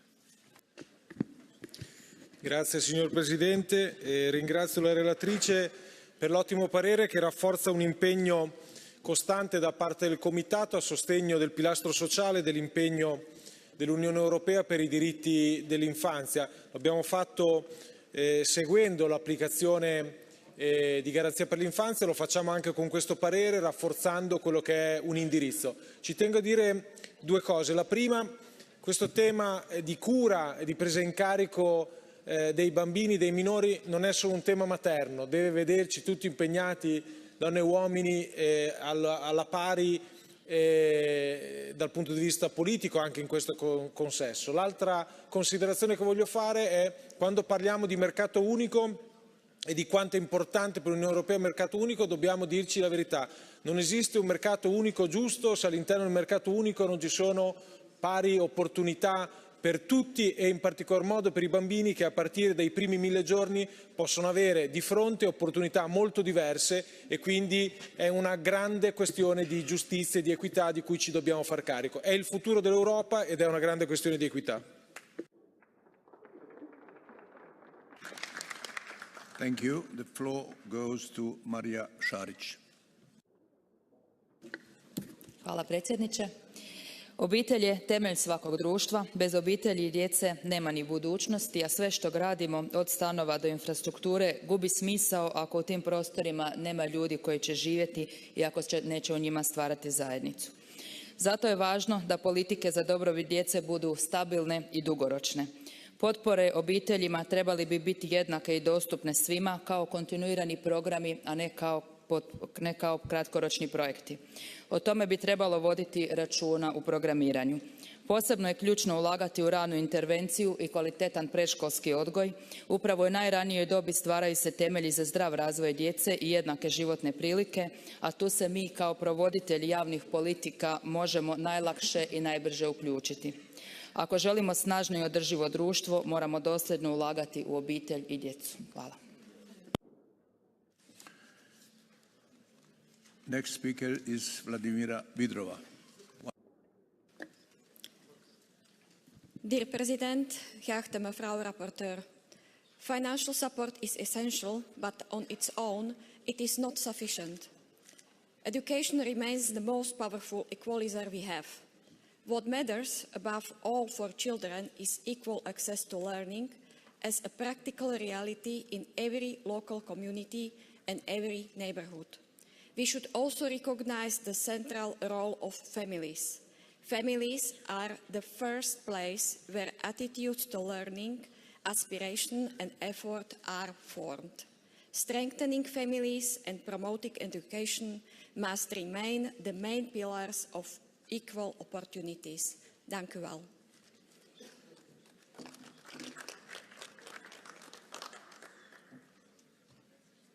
Tom Jungen, 1 minute, please.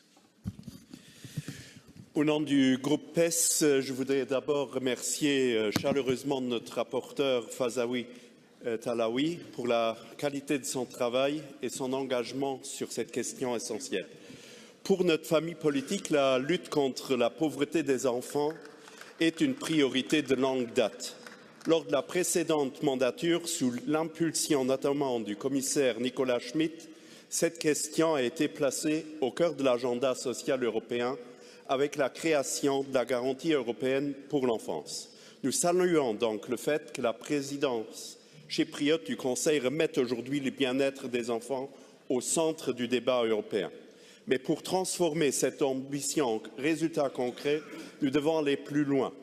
Donner à la garantie européenne pour l'enfance de véritables moyens d'action dans le prochain CPF avec au moins 20 milliards d'euros et renforcer sa gouvernance au niveau européen pour assurer une mise en œuvre efficace sur le terrain, avec une responsabilité politique claire au niveau de la Commission, au niveau d'un commissaire ou d'un vice-président exécutif. Merci.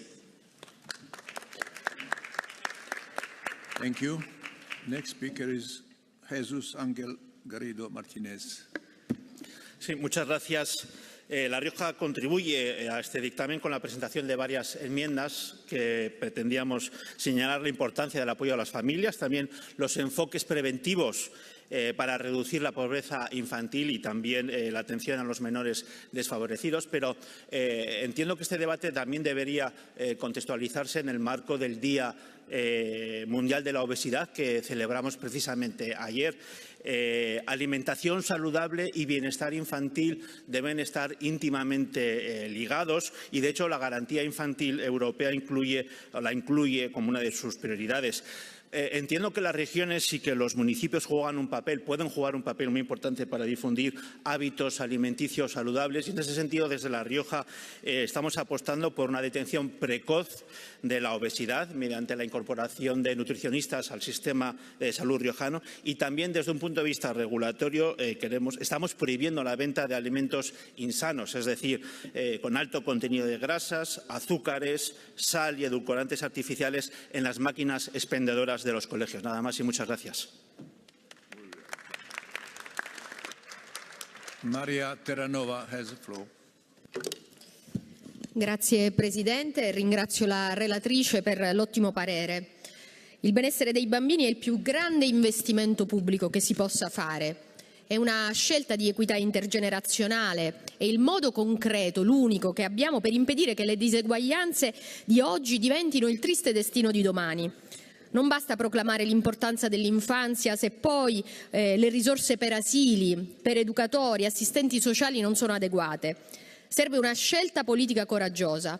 L'infanzia è un asse strategico di sviluppo, non un capitolo residuale da tagliare nei momenti difficili. Per questo chiediamo una garanzia europea per l'infanzia adeguatamente finanziata, un FS Plus più forte e una governance multilivello che dia a comuni e regioni strumenti reali per rispondere ai bisogni concreti dei territori. E rivendichiamo con forza l'accesso ai servizi di qualità come diritti sociali esigibili, non come concessioni.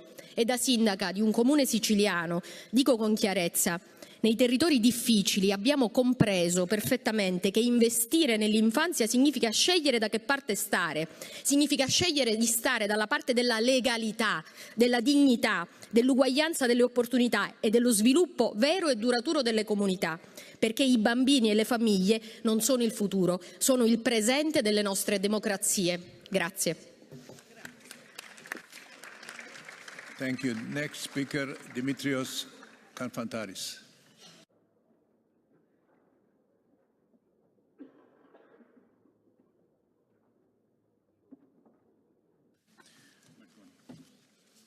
Bridin Murphy is next speaker. Thank you, Mr. President. I welcome this opinion and the work of the rapporteur on an issue that goes to the heart of social cohesion in the European Union. As the rapporteur so rightly pointed out, nearly 1 in 4 children across the EU remains at risk of poverty or social exclusion. That reminds us that economic progress alone does not guarantee equal opportunities for every child. Ireland fully supports the objective of eradicating child poverty and recognises the importance of strong and reliable child benefit systems, something I am incredibly proud that we have in Ireland. But from a local authority perspective, we know child poverty is rarely about income alone. It is about housing, childcare, education and access to services. Local and regional authorities are on the front line of addressing these challenges. As this opinion rightly highlights, the European Child Guarantee must meaningfully involve authorities in implementation, because ultimately no child in Europe should have their future determined by where they grow up. Thank you. Next speaker, Ruta Matulai-Tiene. Labadiena, gerbiamas pirmininkė, kolegos, aš esu iš Lietuvos, Mažeikių rajono savivaldybės merė, pramoninio rajono, regiono Lietuvoje atstovė. Mūsų krašte ekonomikos augimas visada turi eiti kartu su socialinė atsakomybė. Tvari plėtra neįmanoma be rūpesčių žmonėmis, o ypač vaikais ir jaunimu. Kalbėdami apie vaiko gerovę, turime kalbėti ir apie jaunimo politinį aktyvumą.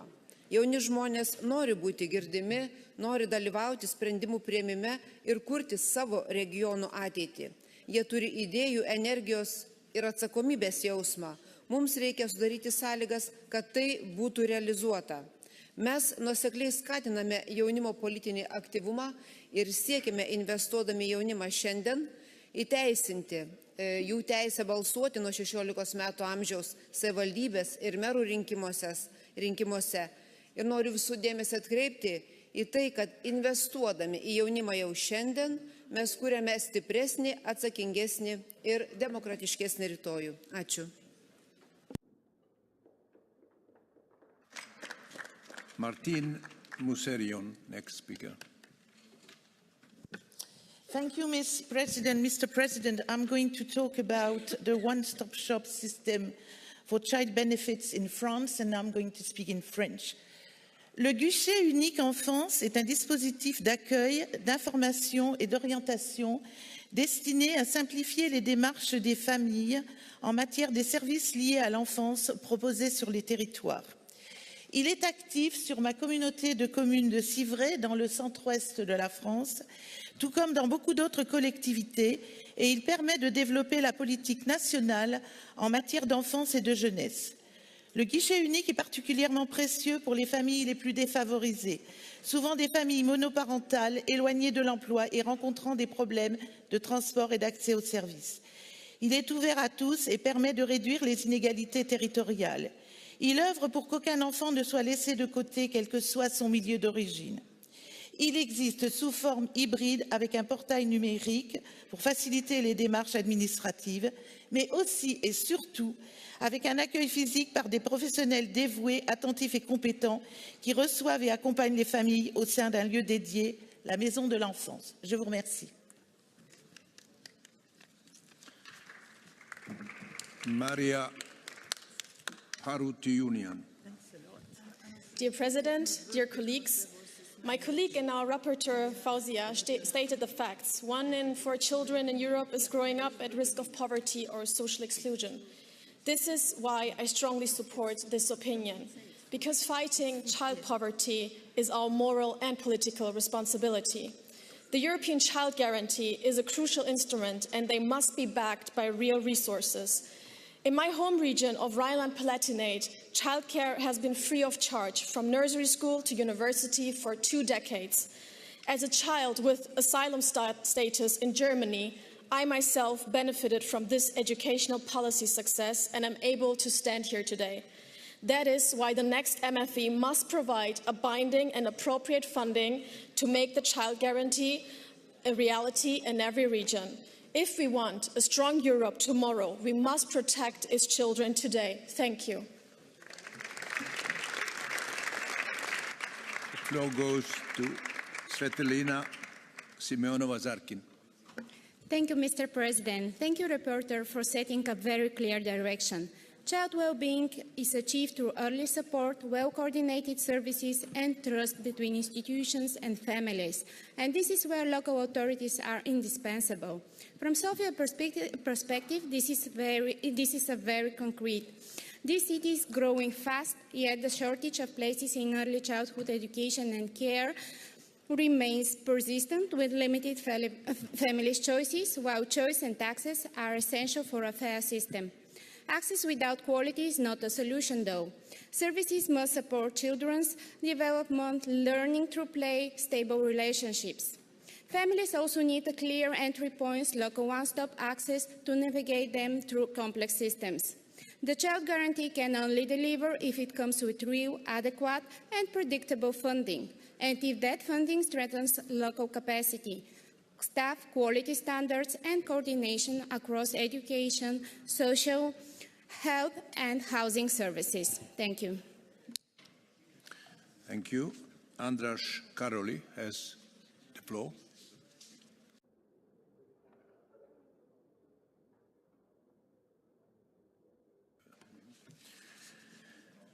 Then Sari Rautio has the floor.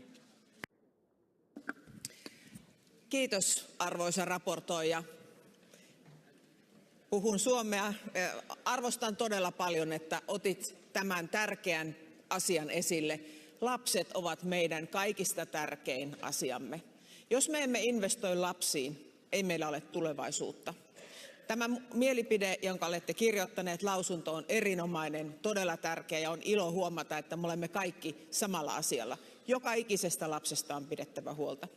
Tulen Hämeenlinnasta, joka on Suomen ensimmäinen UNICEFin lapsiystävällinen kaupunki. Kun toimin puheenjohtajana kaupungissa, silloin aloitimme sen. Ja siinä UNICEFin lapsiystävällisen kaupungin mallissa on jotain, josta toivoisin, että jokainen täällä oleva ottaisi mallia. Sillä me voimme kattaa kaiken tämän, mikä lausunnossanne on tullut esille.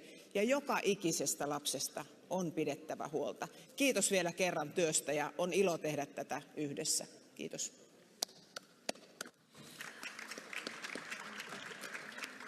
Thank you. The floor goes to Mrs. Trombaioli, member of Young Elected Politicians. Thanks, President. Thanks, Vice President. I'm Deputy Mayor of Gaiba, a small municipality in Italy, where we have recorded only 2 or 3 births per year for several decades. In 2022, when the new management took over the Pinco Pallina Early Childhood Center, we started with just 8 children. Today we will count 32. Families choose to come to us not because of proximity, but because of quality. Why? We invested in a strong educational project with a particular focus on Finnish-style outdoor education, making the most of our rural environment as a space for children's growth, autonomy and well-being. Financial support for families has also been crucial, particularly childcare allowances for nursery services. So our experience shows that even in small municipalities, high-quality services combined with effective financial support policies can attract family. Thank you. Thank you. Does the rapporteur wish to react before the vote? Yes, thank you, Mr. President. If you allow me, I will continue in Dutch. Goedemiddag allemaal collega's. Ik wil tribute en eer zeggen aan het Cypriotisch voorzitterschap. Het is dankzij hen dat dit thema op de agenda is geplaatst, dit thema van kinderwelzijn en de strijd tegen armoede. Ik wens onze Cypriotische collega's ook heel veel moed, gezien de actuele situatie op dit moment. Dank u voor het op de planning te zetten. Collega's, het kan niet zijn dat 20 miljoen kinderen in de rijkste regio van de wereld in armoede leven. Het kan niet zijn. Het is een smet op ons blazoen. Ik vraag u om 20 miljard euro te reserveren om 5 miljoen kinderen uit die armoede te halen, maar dat is niet genoeg. We moeten verder strijden zodat iedereen, no child left behind, geen enkel kind mag achterblijven. En we kunnen niet tolereren dat kinderen in armoede worden geboren. Kinderen zijn onschuldige wezens. Ik heb uit jullie reacties en uit jullie commentaren ferm en krachtdadig kunnen beluisteren en horen dat we verder moeten strijden. Dat we meer middelen moeten vragen, zodat we geen enkel kind in de kou laten staan. Voorts wil ik iedereen bedanken, alle stakeholders uit de civiele maatschappij, al mijn PES-collega's voor de steun, al mijn political advisors, mijn expert Stefano Rimini, het SEDEC-secretariaat en iedereen van u danken om deze strijd voor te zetten. No child left behind. Thank you. Thank you, the rapporteur. Let us now proceed with the vote. We vote on amendments. Amendment 1. Who is in favour? Who is against? Adopted. Rapporteur's amendment 2R. If adopted, amendments 2, 3 and 4 fall. Who vote in favor? Who is against? Adopted. Amendments 2, 3, and 4 fall. Rapporteur's Amendment 5R. If adopted, Amendments 5, 6, 7, 8, and 9 fall. Who is in favor? Who is against? Thank you. Adopted. Amendments 5, 6, 7, 8, and 9 fall. Amendment 10. Rapporteur is in favor. Who is in favor?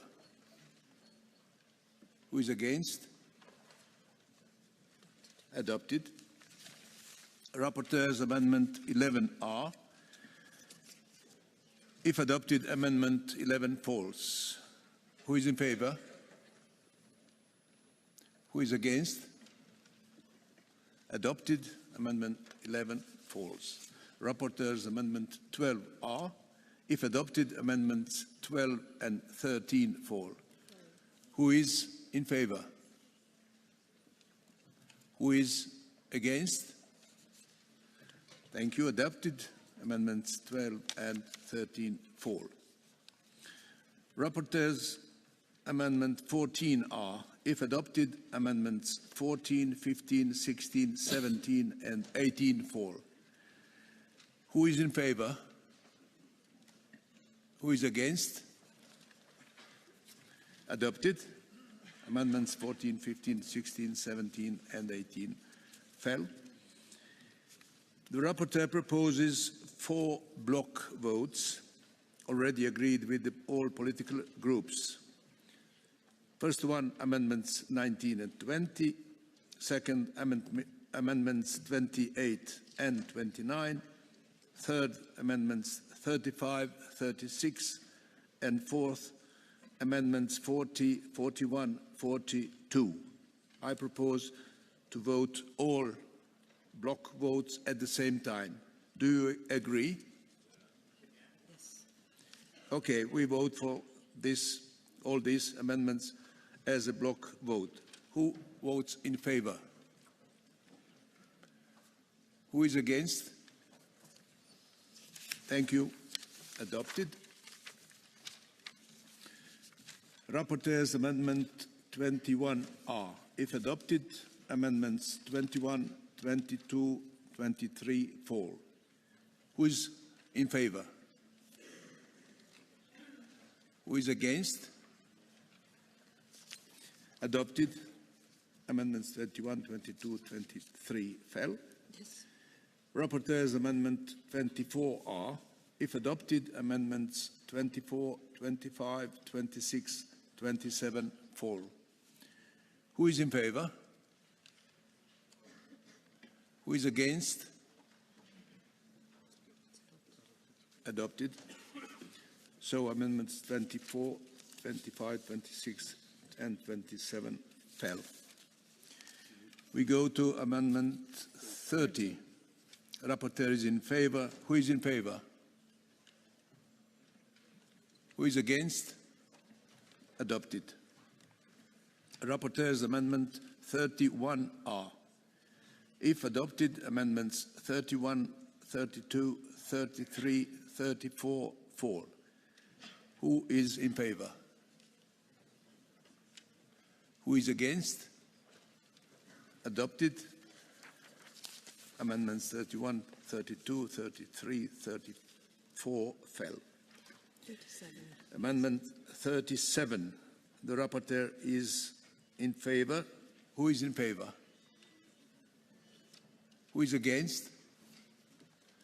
Adopted. Rapporteur's Amendment 38R. If adopted, Amendments 38 and 39 fall. Who is in favor? Who is against? Adopted. Amendments 38, 39 fell. 43. 43. We go to Amendment 43. The rapporteur is in favor. Who is in favor? Who is against? Adopted. Amendment 44. No, it's already adopted. 26 are. Oh, sorry, you're right. Amendment 44. If adopted, Amendment 45 falls.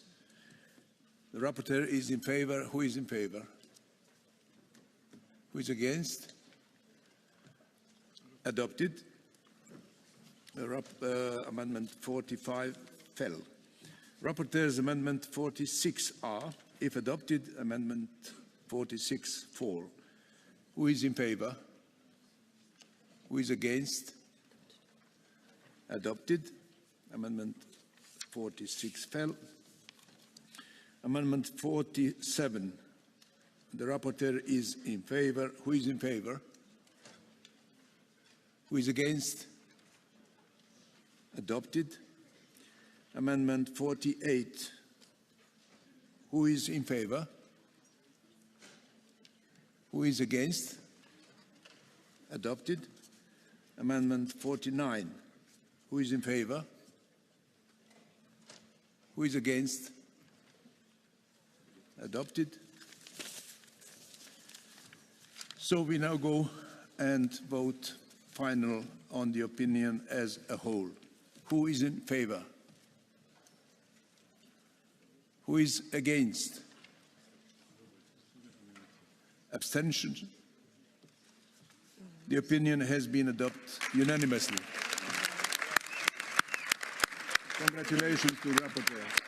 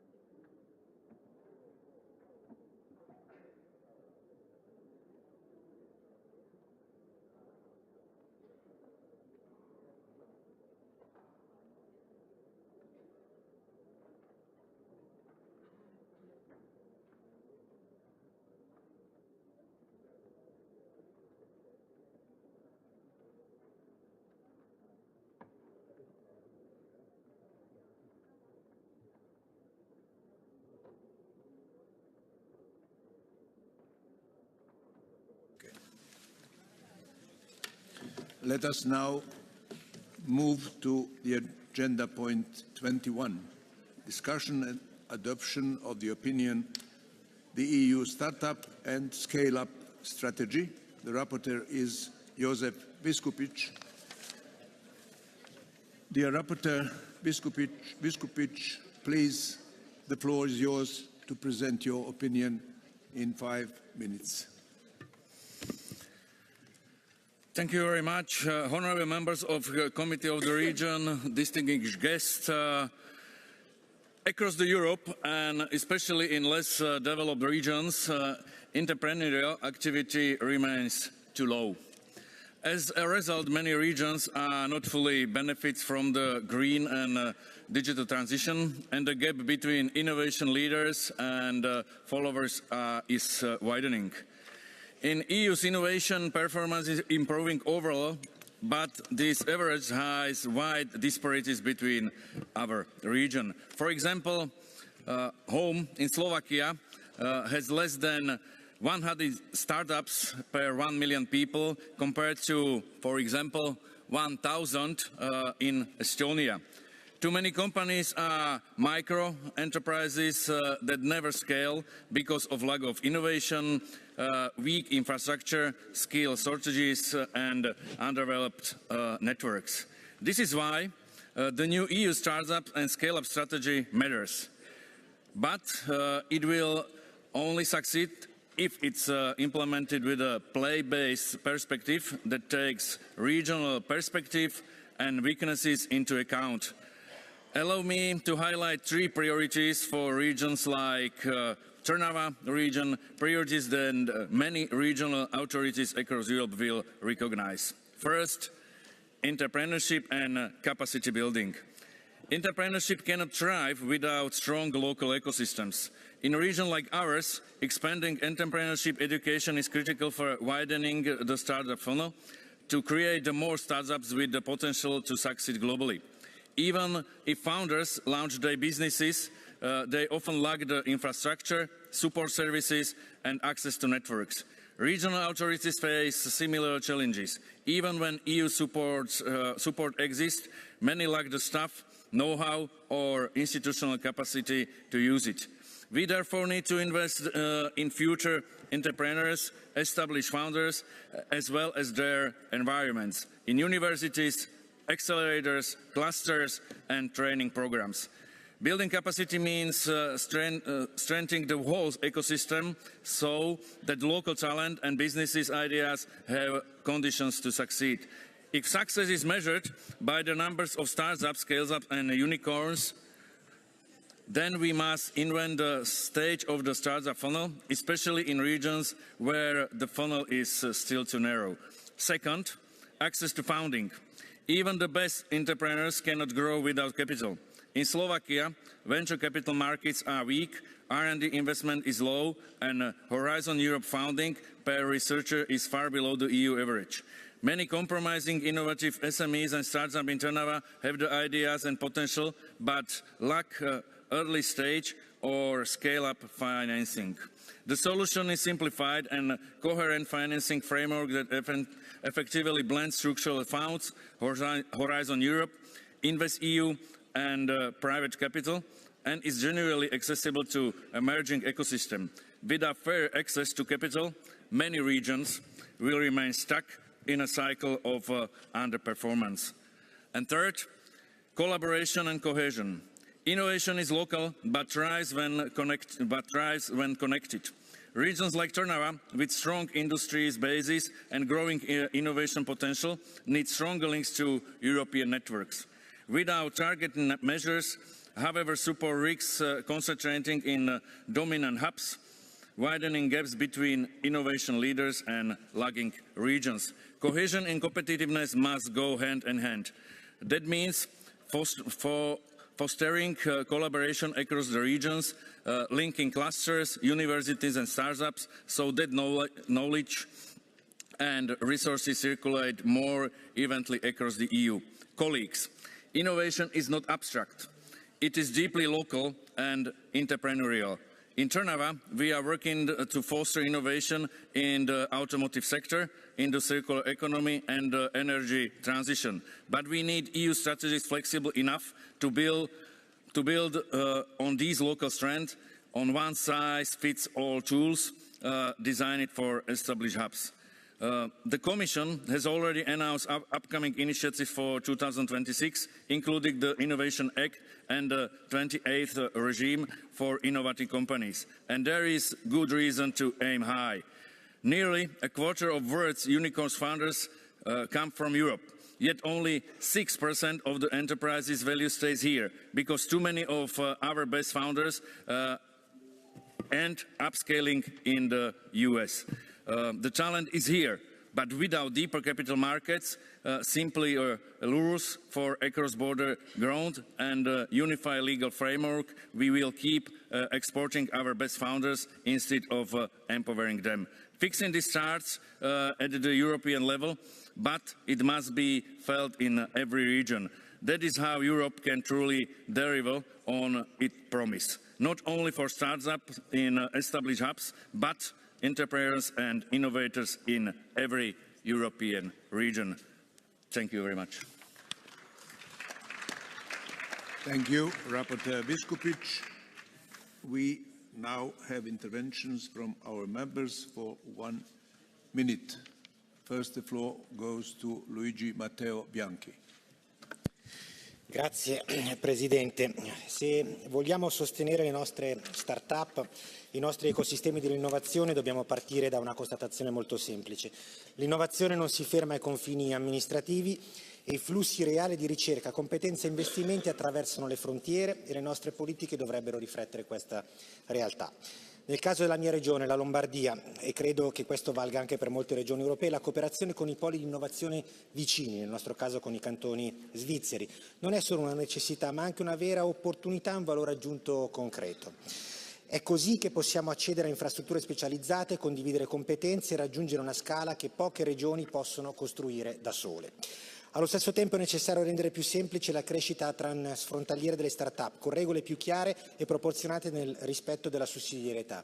Perché le nostre imprese innovative possano crescere in Europa dobbiamo sostenere i nostri ecosistemi regionali nel rafforzare la cooperazione transfrontaliera e nel creare le condizioni per rendere il mercato unico uno spazio condiviso di crescita anche per le start-up. Grazie. Thank you. The floor goes to Anders Ekström.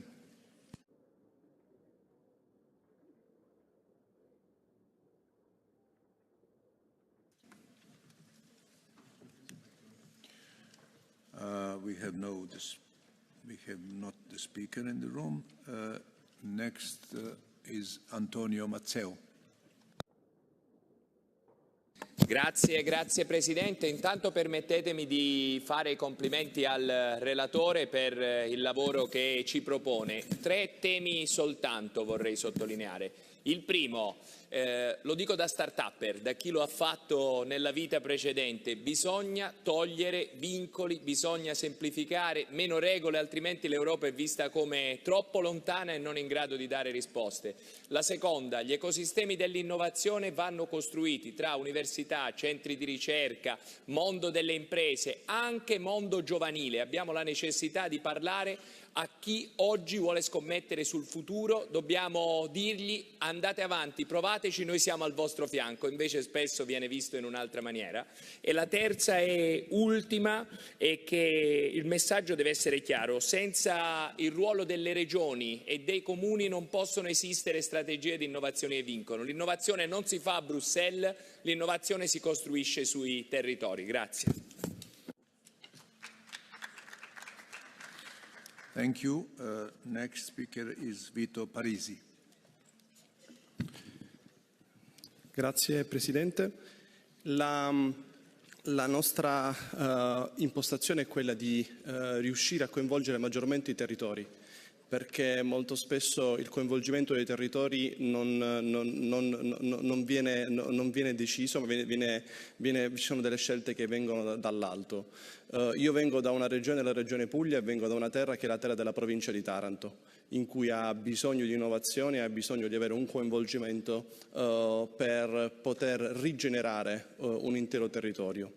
L'auspicio è quello che le esigenze che partono soprattutto dalle necessità delle imprese, c'è tutto il tema della liquidità che in questo momento sta mancando nel sud dell'Europa, siano delle esigenze che vengono sempre più considerate per riuscire a rimettere al centro le esigenze del territorio, delle comunità e soprattutto delle start-up in questo momento che possono essere una rigenerazione territoriale ed economica. Grazie Presidente.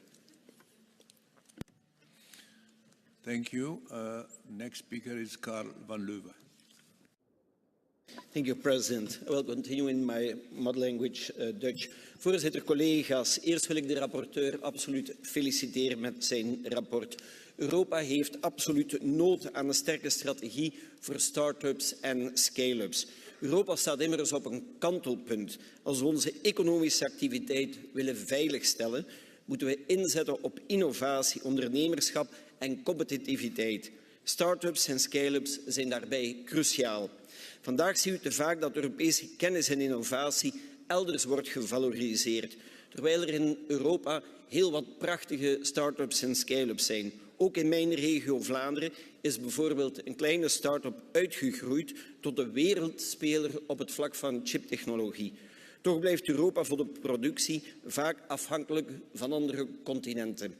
Europa moet zorgen dat innovatie ook leidt tot sterke Europese bedrijven, jobs en groei hier bij ons. In Vlaanderen doen we dat bijvoorbeeld via een agentschap Innoveren en Ondernemen, dat jonge start-ups ondersteunt met financiering voor onderzoek en ontwikkeling, maar ook advies en ondersteuning geeft.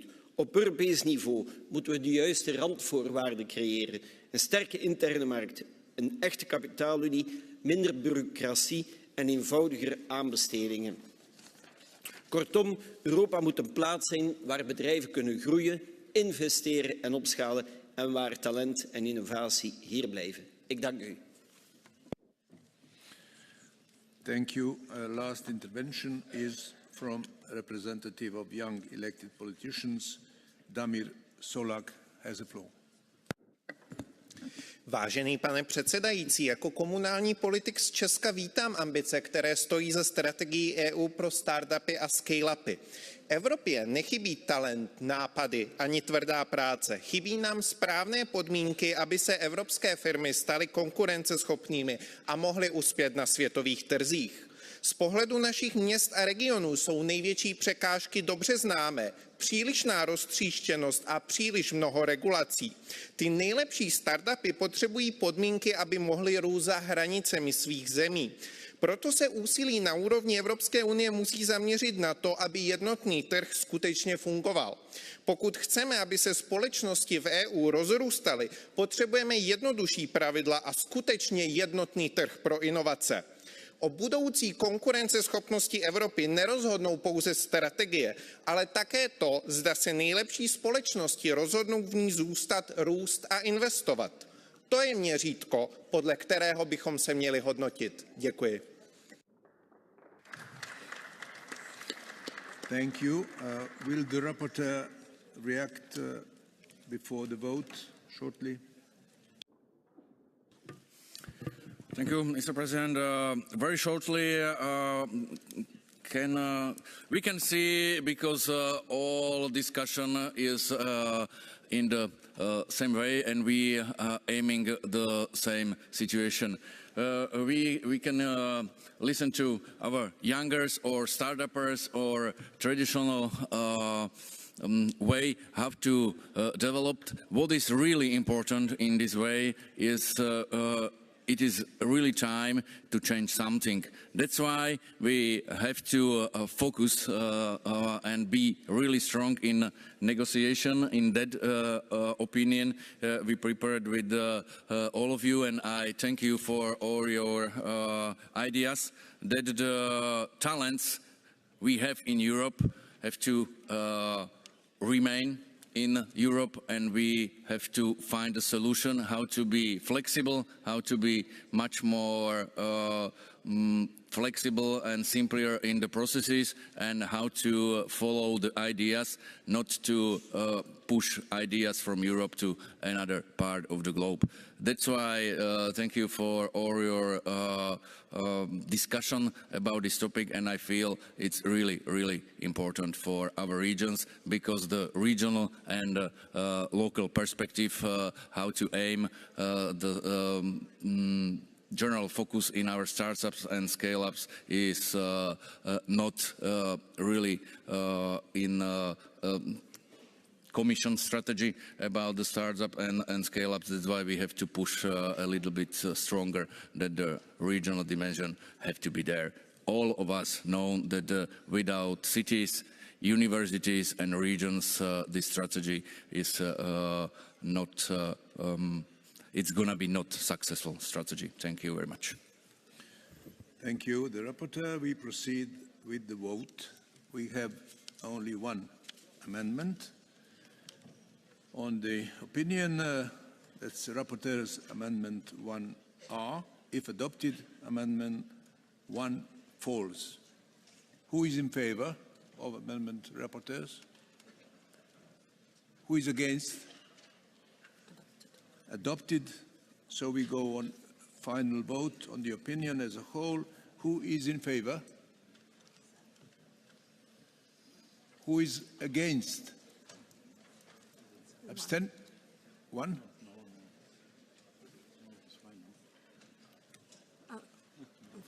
Not against, okay. Abstentions? Then the opinion has been adopted unanimously. Congratulations to the rapporteur. This is more present for you from our region. For me? Yeah.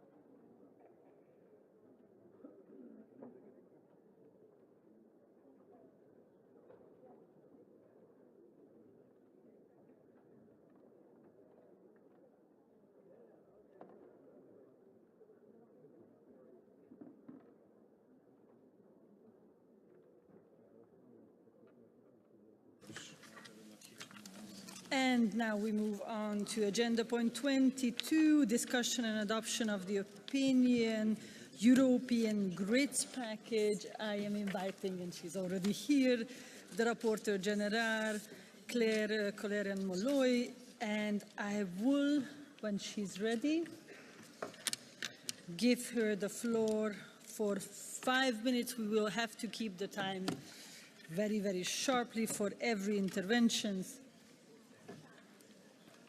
Claire, when you're ready, the floor is yours.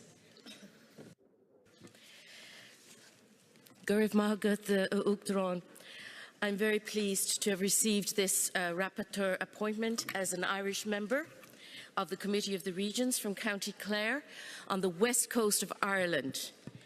With the River Shannon hydroelectric plant to the east of my county and Moneypoint Power Station on the Atlantic coast, which is the west side of the county, County Clare has long played a central role in supplying energy to Ireland. I would like to thank my excellent Mark Foley as expert, and Pedro from the INVE Commission Secretariat and Andre from Renew. Without their incredible input, I would not have been in a position to deliver this opinion as rapidly as was required. This is a legislative opinion on the European grids package. It's a file that touches 6 EU regulations and directives and will determine how we modernise and expand Europe's electricity grids. I was appointed at the end of December and the draft opinion was finalised by the 25th of January.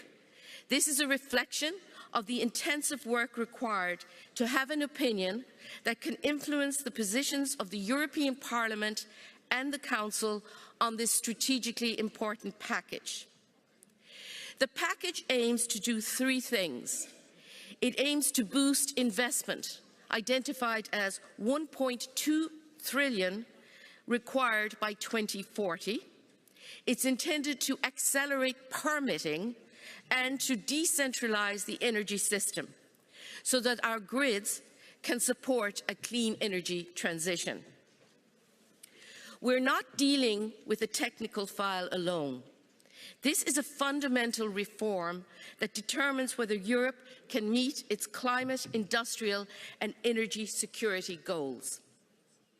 So from the Committee of the Regions to the Parliament and the Council today, our message is a strong and necessary political message.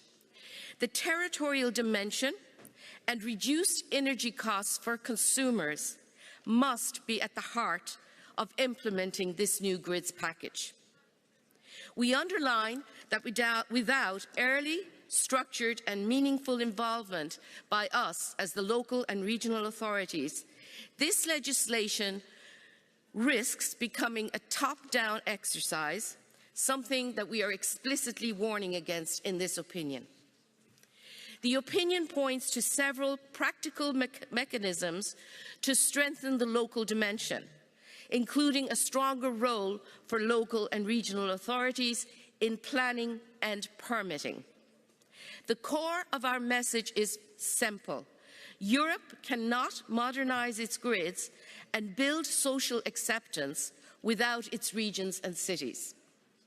So there are 2 key proposals in the opinion. We're proposing, number 1, an LEAD framework, a LEAD framework, which would be a mechanism to empower local and regional assemblies to design and implement new permitting rules. And the second proposal is that we have a mandatory benefit-sharing mechanism for renewable energy projects above 5 megawatts. There are numerous amendments being proposed today to this opinion, which directly challenge these 2 central proposals, the LEAD framework and benefit-sharing scheme. Their argument is that deeper involvement by LRAs, local regional authorities, would run contrary to the legislation aim of simplification. I reject that view.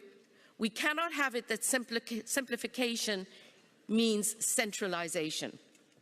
Efficiency should not come from bypassing those who will actually implement the measures on the ground. In total, 75 amendments were submitted. The large majority of these are constructive, aligned with the draft opinion, and help to reinforce its consistency. Gurv Mila Mahagriv Uachtaráin, I look forward to the debate. Thank you very much. And now I'm giving the floor to the members. First, the floor goes to Uwe Konrad.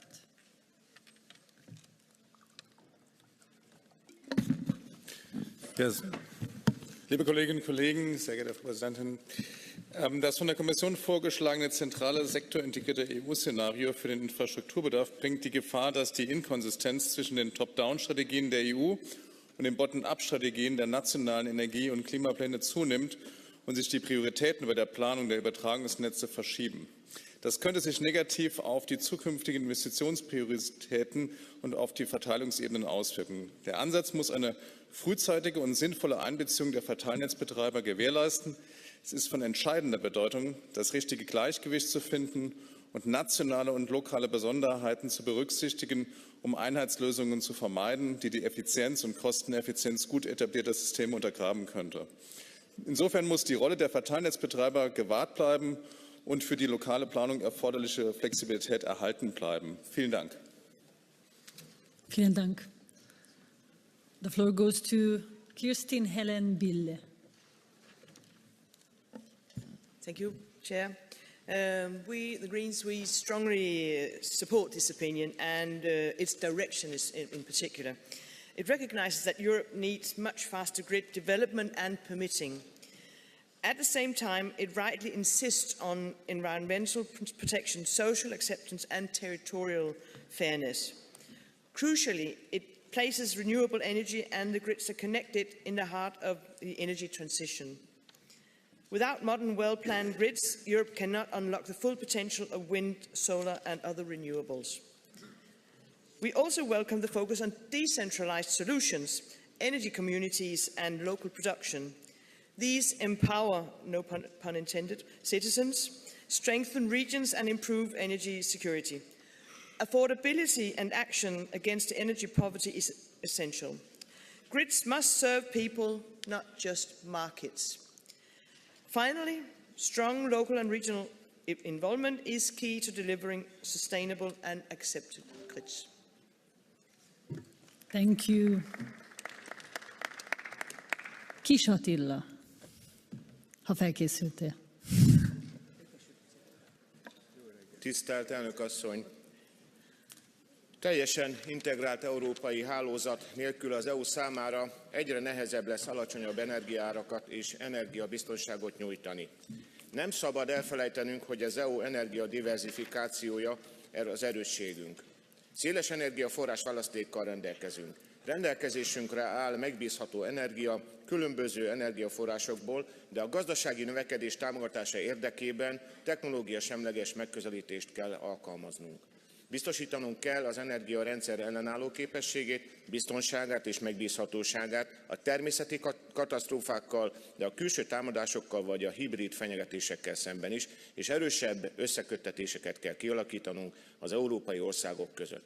Az európai hálózatcsomag kapcsán üdvözöljük az uniós szintű stratégiai koordinációt, ugyanakkor ezt a nemzeti energiamixek tiszteletben tartása mellett nemzeti végrehajtással kell kiegészítenünk. Köszönöm szépen! Köszönöm szépen. The floor goes now to our young elected politician, David Griffin. Thank you, Madam President. From an Irish perspective, the European Grids Package is absolutely critical.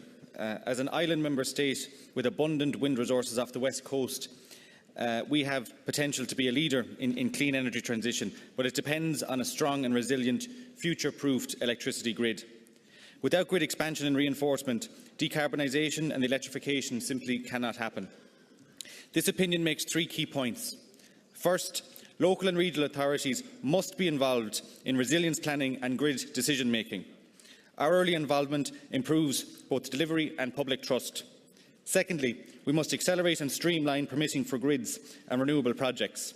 And finally, social acceptance is core. Communities hosting infrastructure must see clear benefits through transparent consultation, through fair decision-making and benefit sharing. For Ireland, resilient grids means stronger interconnection and energy security. The transition must not only be fast, but fair and territorially inclusive. Thank you. And before we start the vote, I'm asking the rapporteur if she wants to take the floor for reactions on the amendments. The floor is yours. I'm delighted. I'll keep it very brief. Thank you for the contributions from the members of the committee, and I want to give special recognition to my colleague from Ireland as the YEP representative, who's also from the same county as I am. So I suppose what I would like to say is early intervention is absolutely essential. Early involvement and intervention at local level, and as one of the members has said, we must avoid a one-size-fits-all approach. If that is what comes from this new legislation, it will not succeed. Moreover, we need to convince the public that this is what is needed. And you can't just do that if you don't include them to ensure that social acceptance is maximised. Moreover, the costs of energy has to be addressed. We can't, in Europe, throw 1.2 trillion to develop a more reliant and expanded grid network unless we convince the consumers that it will cost less for their energy. I thank you very much for your contributions. Thank you very much for your work. Now prepare please for the voting. Have your voting guidelines and machines ready. There was a lot of preparatory work invested to make our lives simpler. So there is a proposal for, the strange sound. Where does it come from? Okay. So there's proposed 5 block votes that was agreed, as I understand. So we will would suggest to vote together from Amendment 1 to Amendment 5, from Amendment 23 to Amendment 25, from Amendment 29 to Amendment 32, and from Amendment 34 to 41, and Amendment 68 to 71. Is there anybody who doesn't agree with that? Then we will proceed like this. So we will be block voting. Who is in favor of this proposed votes? Who is against? Abstentions? Adopted. Very good. Great preparation. Rapporteur Amendment 6R. If adopted, Amendment 6, 7, 8 falls. Who is in favor? Who's against? It's adopted. Amendment 9? Yes. Amendment 9. If adopted, Amendment 10 falls. Rapporteur is against. Let's do an electronic vote, okay? It's Amendment 9. Amendment 9, electronic vote. We can stop, it's clear, it's rejected. Amendment 10. Rapporteur is in favor. Who's in favor? Who's against? It's adopted. Amendment 11. If adopted, Amendment 12, 13, 44 and 55 falls. Rapporteur is against. We do an electronic vote. Amendment 11.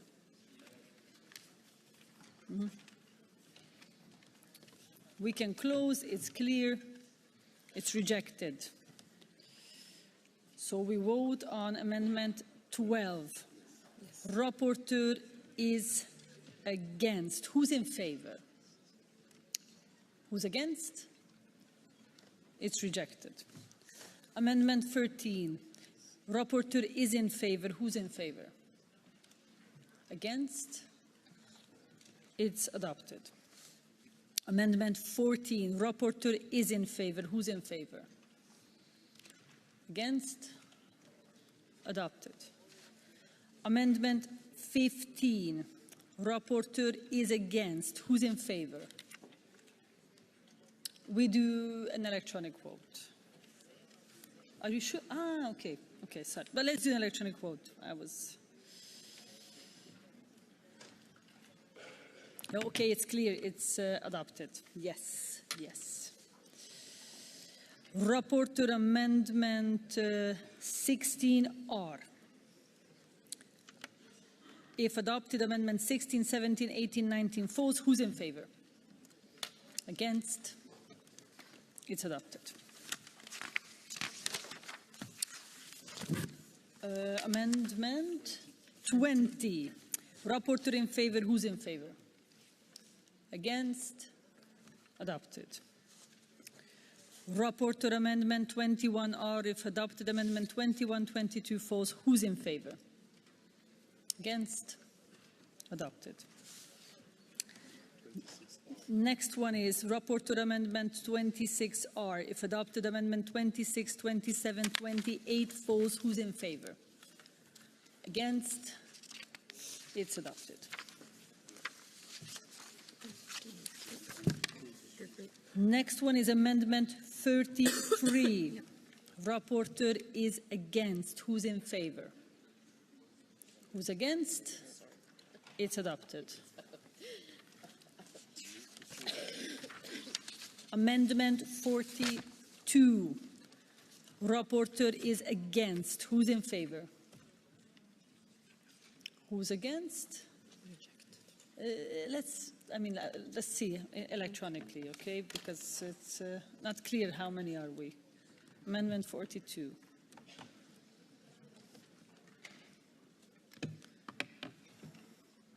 I had it right, huh? Yes. It's not clear at all. No. Everybody who wants to vote, vote.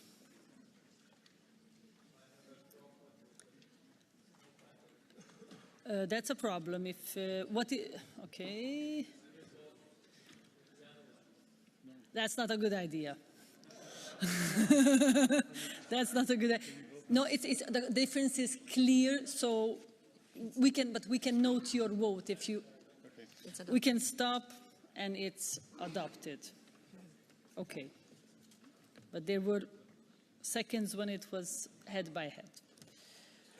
Amendment 43. Rapporteur in favor. Who's in favor? Against? It's adopted.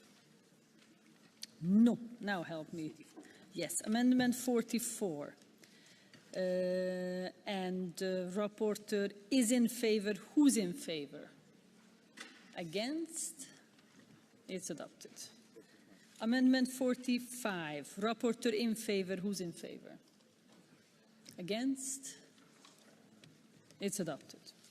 Amendment 46. Rapporteur in favor. Who's in favor? Against? Adopted. Amendment 47. Rapporteur in favor. Who's in favor? Against? Adopted. Rapporteur Amendment 48R. If adopted, 48, 49, 50, 51, 52, 53 falls. Who's in favor? Against? It's adopted. Rapporteur Amendment 54R. If adopted, 54, 55, 56 falls. Who is in favor? Against? Adopted. Amendment 57, Rapporteur in favor. Who's in favor? Against? Adopted. Amendment 58, Rapporteur is against. Who's in favor? Who's against? It's adopted. Amendment 59, Rapporteur is in favor. Who's in favor? Against? It's adopted. Amendment 60, Rapporteur in favor. Who's in favor? Against? Adopted. Rapporteur Amendment 61R, if adopted, 61, 62, 63 falls. Who is in favor? Against? Adopted. Amendment 64, Rapporteur in favor. Who's in favor? Against? Adopted. Amendment 65, Rapporteur in favor. Who's in favor? Who's against? We do an electronic vote. Amendment 65.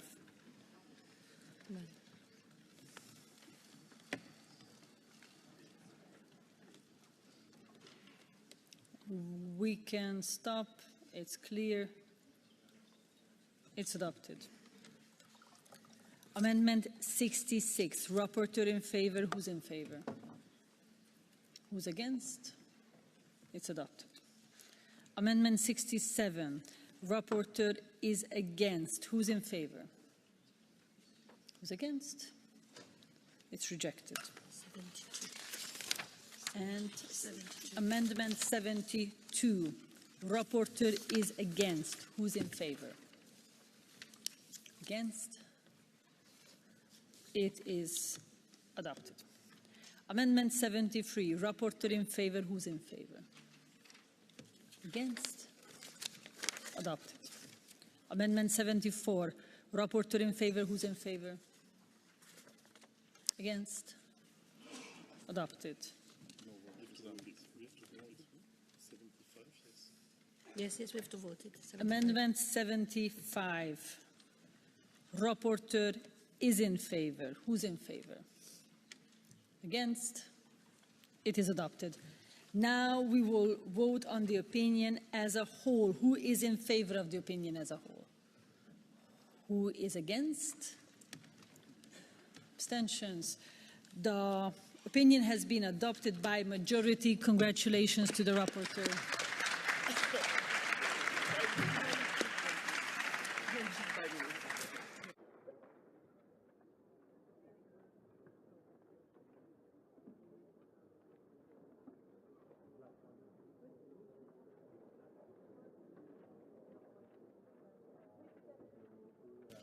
Next and last opinion, agenda point 23, discussion and adoption of the opinion, European chemicals industry action plan. Frederic Vermeulen is the rapporteur, and when everything's settled, I will give the floor to the rapporteur to present his opinion, if you are ready. I'm ready. The floor is yours.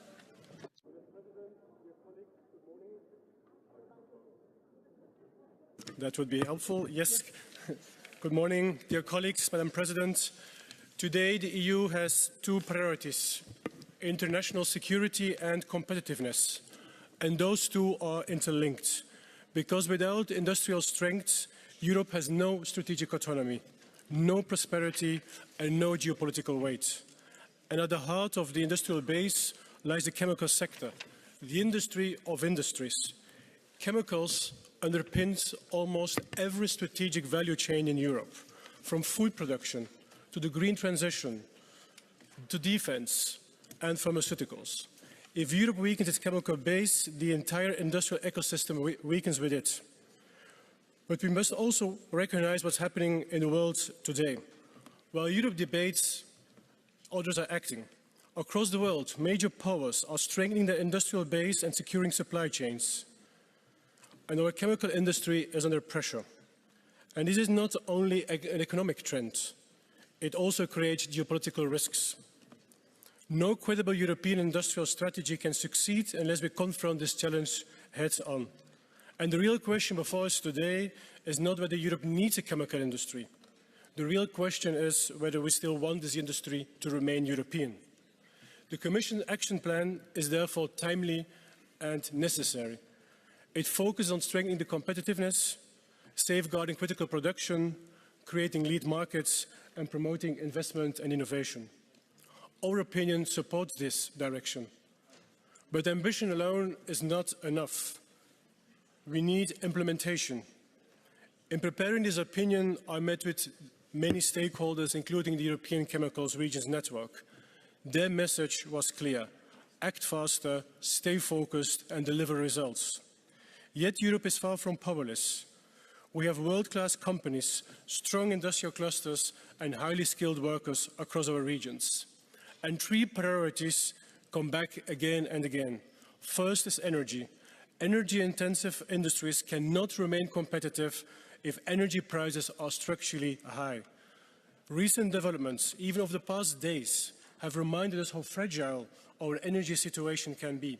Europe must therefore continue to diversify its energy sources and remain open to all technologies that can deliver secure, affordable and low-carbon energy.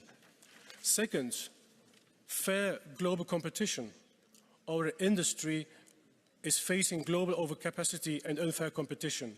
Strong and effective trade defense mechanisms are essential to ensure a level playing field and to prevent strategic dependencies. Third, but not last, a regulatory framework that enables investment rather than discouraging it. Simpler rules, faster permitting and greater predictability are essential if we want investments to stay in Europe. And this is precisely where regions matter. Industrial transformation does not happen here in Brussels.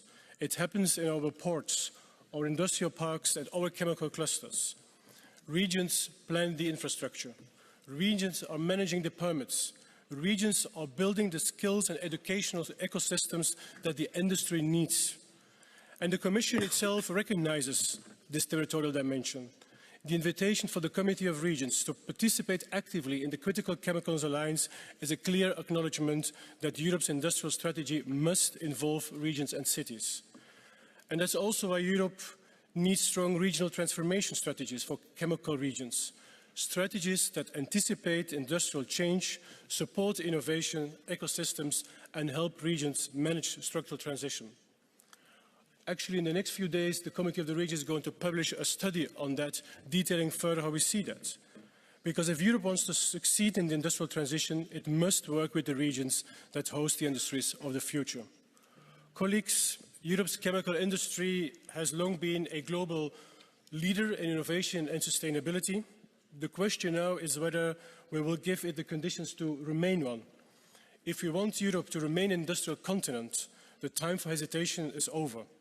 And I also look forward to our discussion and hopefully your support for this opinion today. Thank you very much. Thank you very much for all the invested work. We know exactly it's a lot of thinking and a lot of stakeholder consultations. So, I will give now the floor to our members. And the first one is Martin Dulig.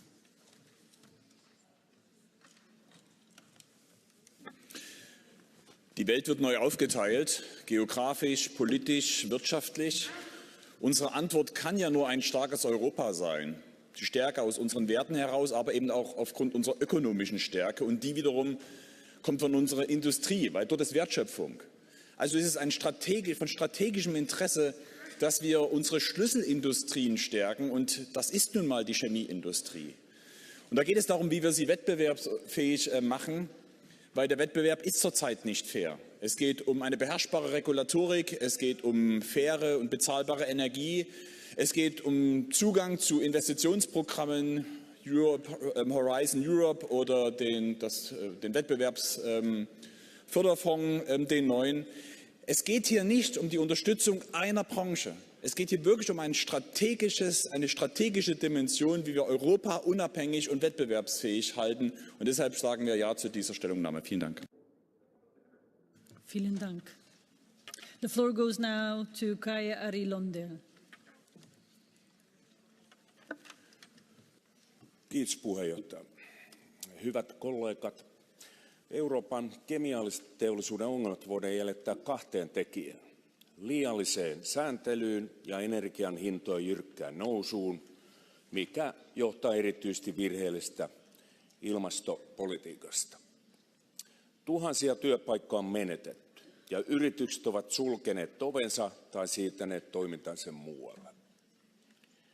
Mikä vielä pahempaa, ne siirtyvät usein EUn ulkopuolisiin maihin, joissa sääntely ja turvallisuusstandardit ovat paljon alhaisemmat, mikä johtaa suurempiin haittavaikutuksiin ihmisten terveydelle ja ympäristölle. Työpaikkojen turvaamiseksi ja tämän teollisuusalan säilyttämiseksi Euroopassa tarvitsemme uuden lähestymistavan. Tarvitsemme yksinkertaisempia, teknologianeutraaleja säännöksiä, jotka voidaan mukauttaa paikallisiin olosuhteisiin. Tarvitsemme myös kiireellisesti alhaisempia energiahintoja, jotka ovat tällä hetkellä suurin este paitsi kemikaaliteollisuudelle myös teräs-, auto- ja muille valmistusteollisuuden aloille. Keskittymällä näiden kahden suurimman ongelman ratkaisemiseen voimme auttaa kemikaaliteollisuuttamme kilpailemaan Yhdysvaltojen, Aasian ja muiden maiden kanssa. Kiitos. Thank you. The floor goes now to Stefan Engstfeld. Thank you. I will speak in German. Sehr geehrte Frau Präsidentin, sehr geehrter Herr Vermeulen, liebe Mitglieder, die trilaterale Chemiestrategie zwischen meiner Heimatregion Nordrhein-Westfalen, ganz im Westen Deutschlands, den Niederlanden und der belgischen Region Flandern ist mehr als ein rein regionales Industrieabkommen. Sie ist ein strategischer Ansatz für mehr Wettbewerbsfähigkeit und Nachhaltigkeit.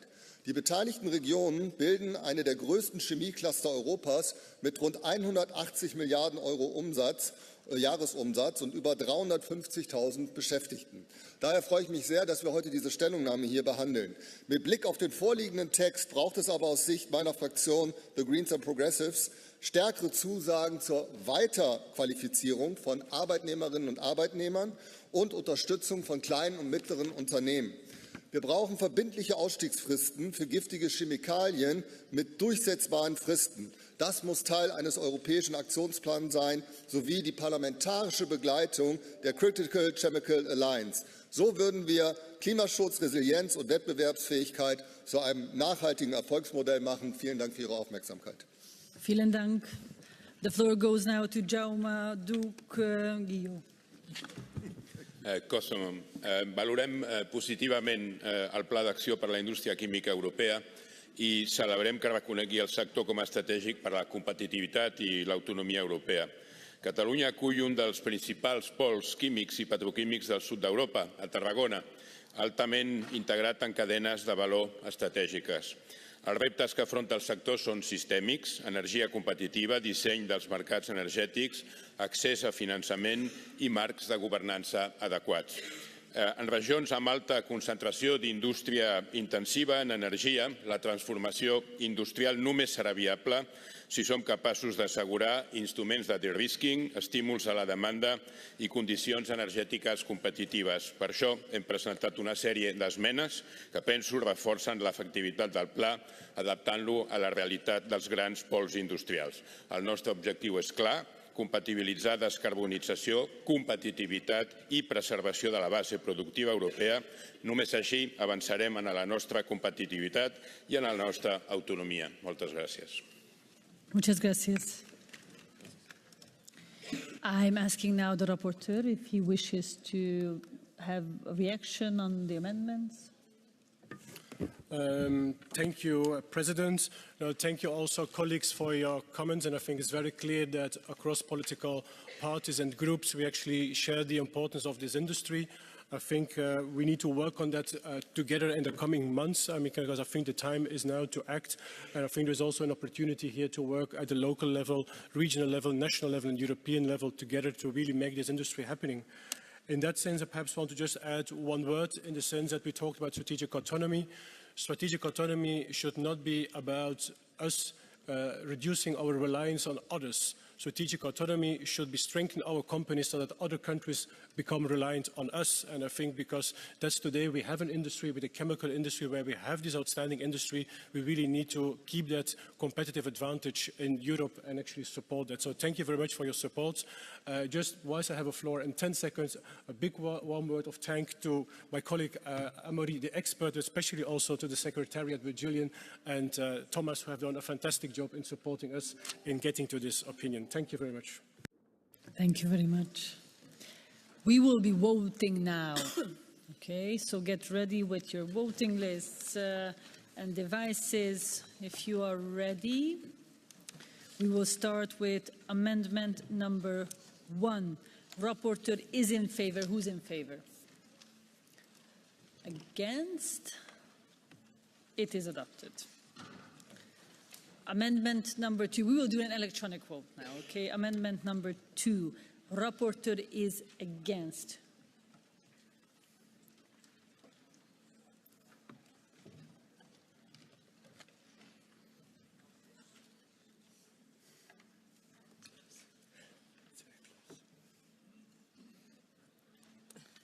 Did everyone vote who wanted?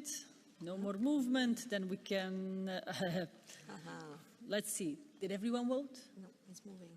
It's moving, okay, then we will still wait. Can I stop now? I will stop now. It's rejected.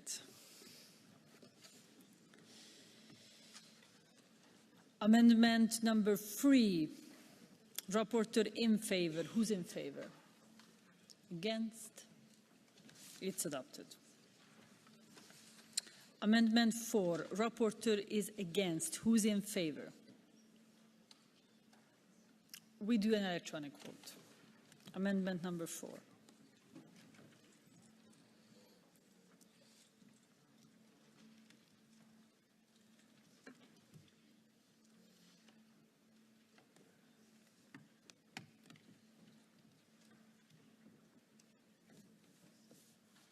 We can stop. It's rejected. Amendment number 5, electronic vote. Rapporteur is against. Let's vote electronically.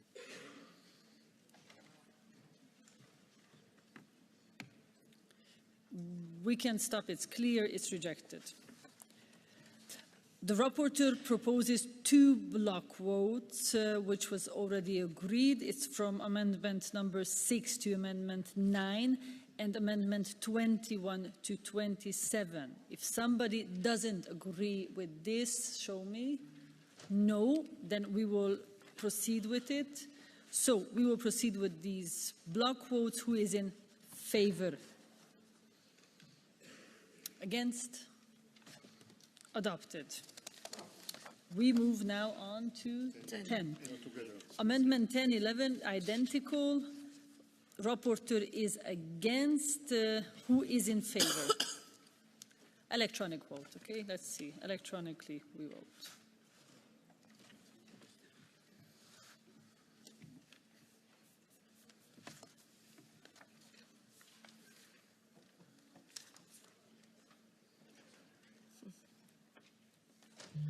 It's very close, so we need everybody to vote who wants to vote.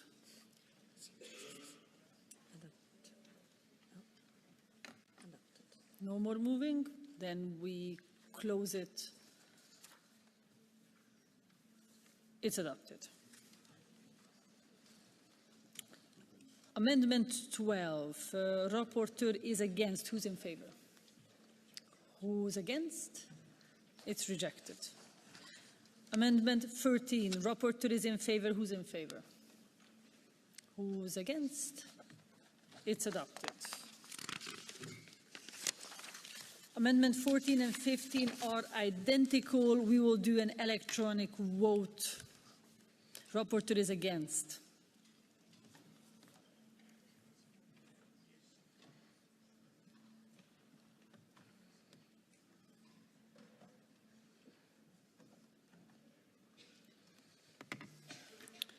We can close.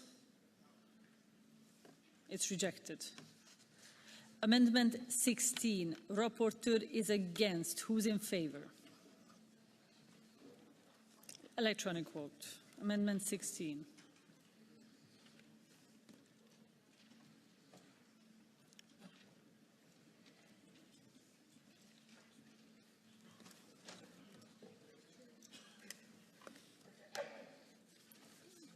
Go and vote, vote. Everybody voted, then we close. Oh, it's rejected. So we are 70, just for to know, in the room. Okay. Amendment 17, rapporteur in favor. Who's in favor? Against? It's adopted. Amendment 18, if adopted, amendment 19 falls. Rapporteur is against, and we do an electronic vote. Amendment 18.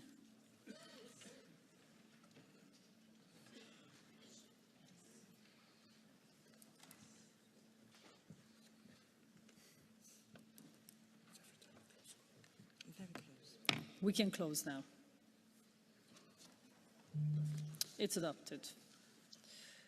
So we go on amendment 20. Rapporteur is against. Who's in favor? Electronic vote.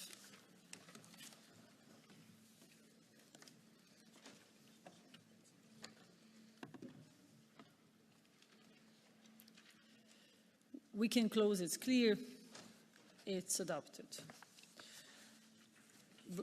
Okay, good. Now we will vote on the opinion as a whole. Who is in favor of the opinion as a whole? Who is against? Abstentions? The opinion has been adopted by majority. Congratulations to the rapporteur.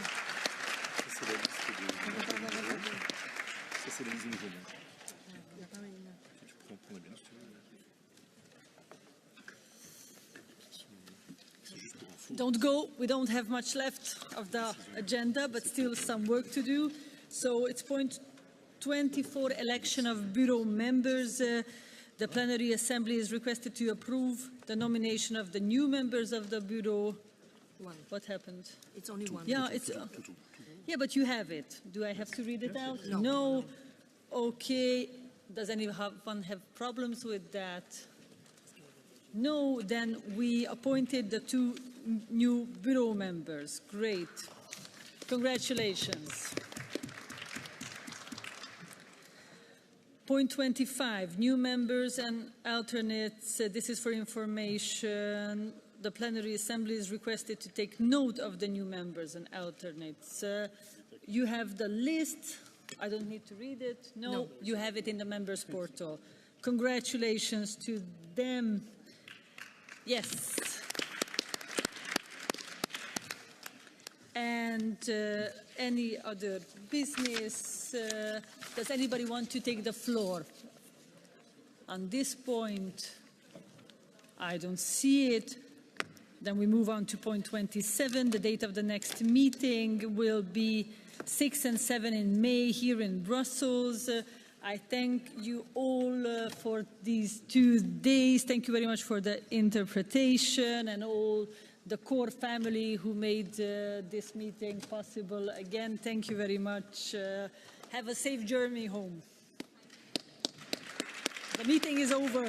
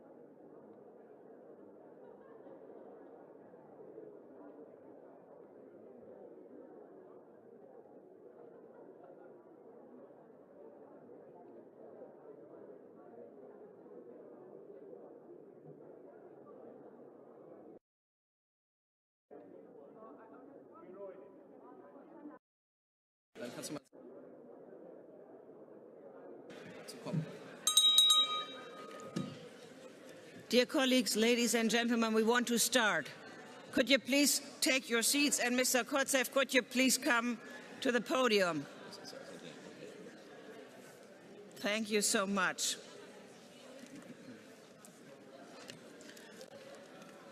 Dear colleagues, good morning.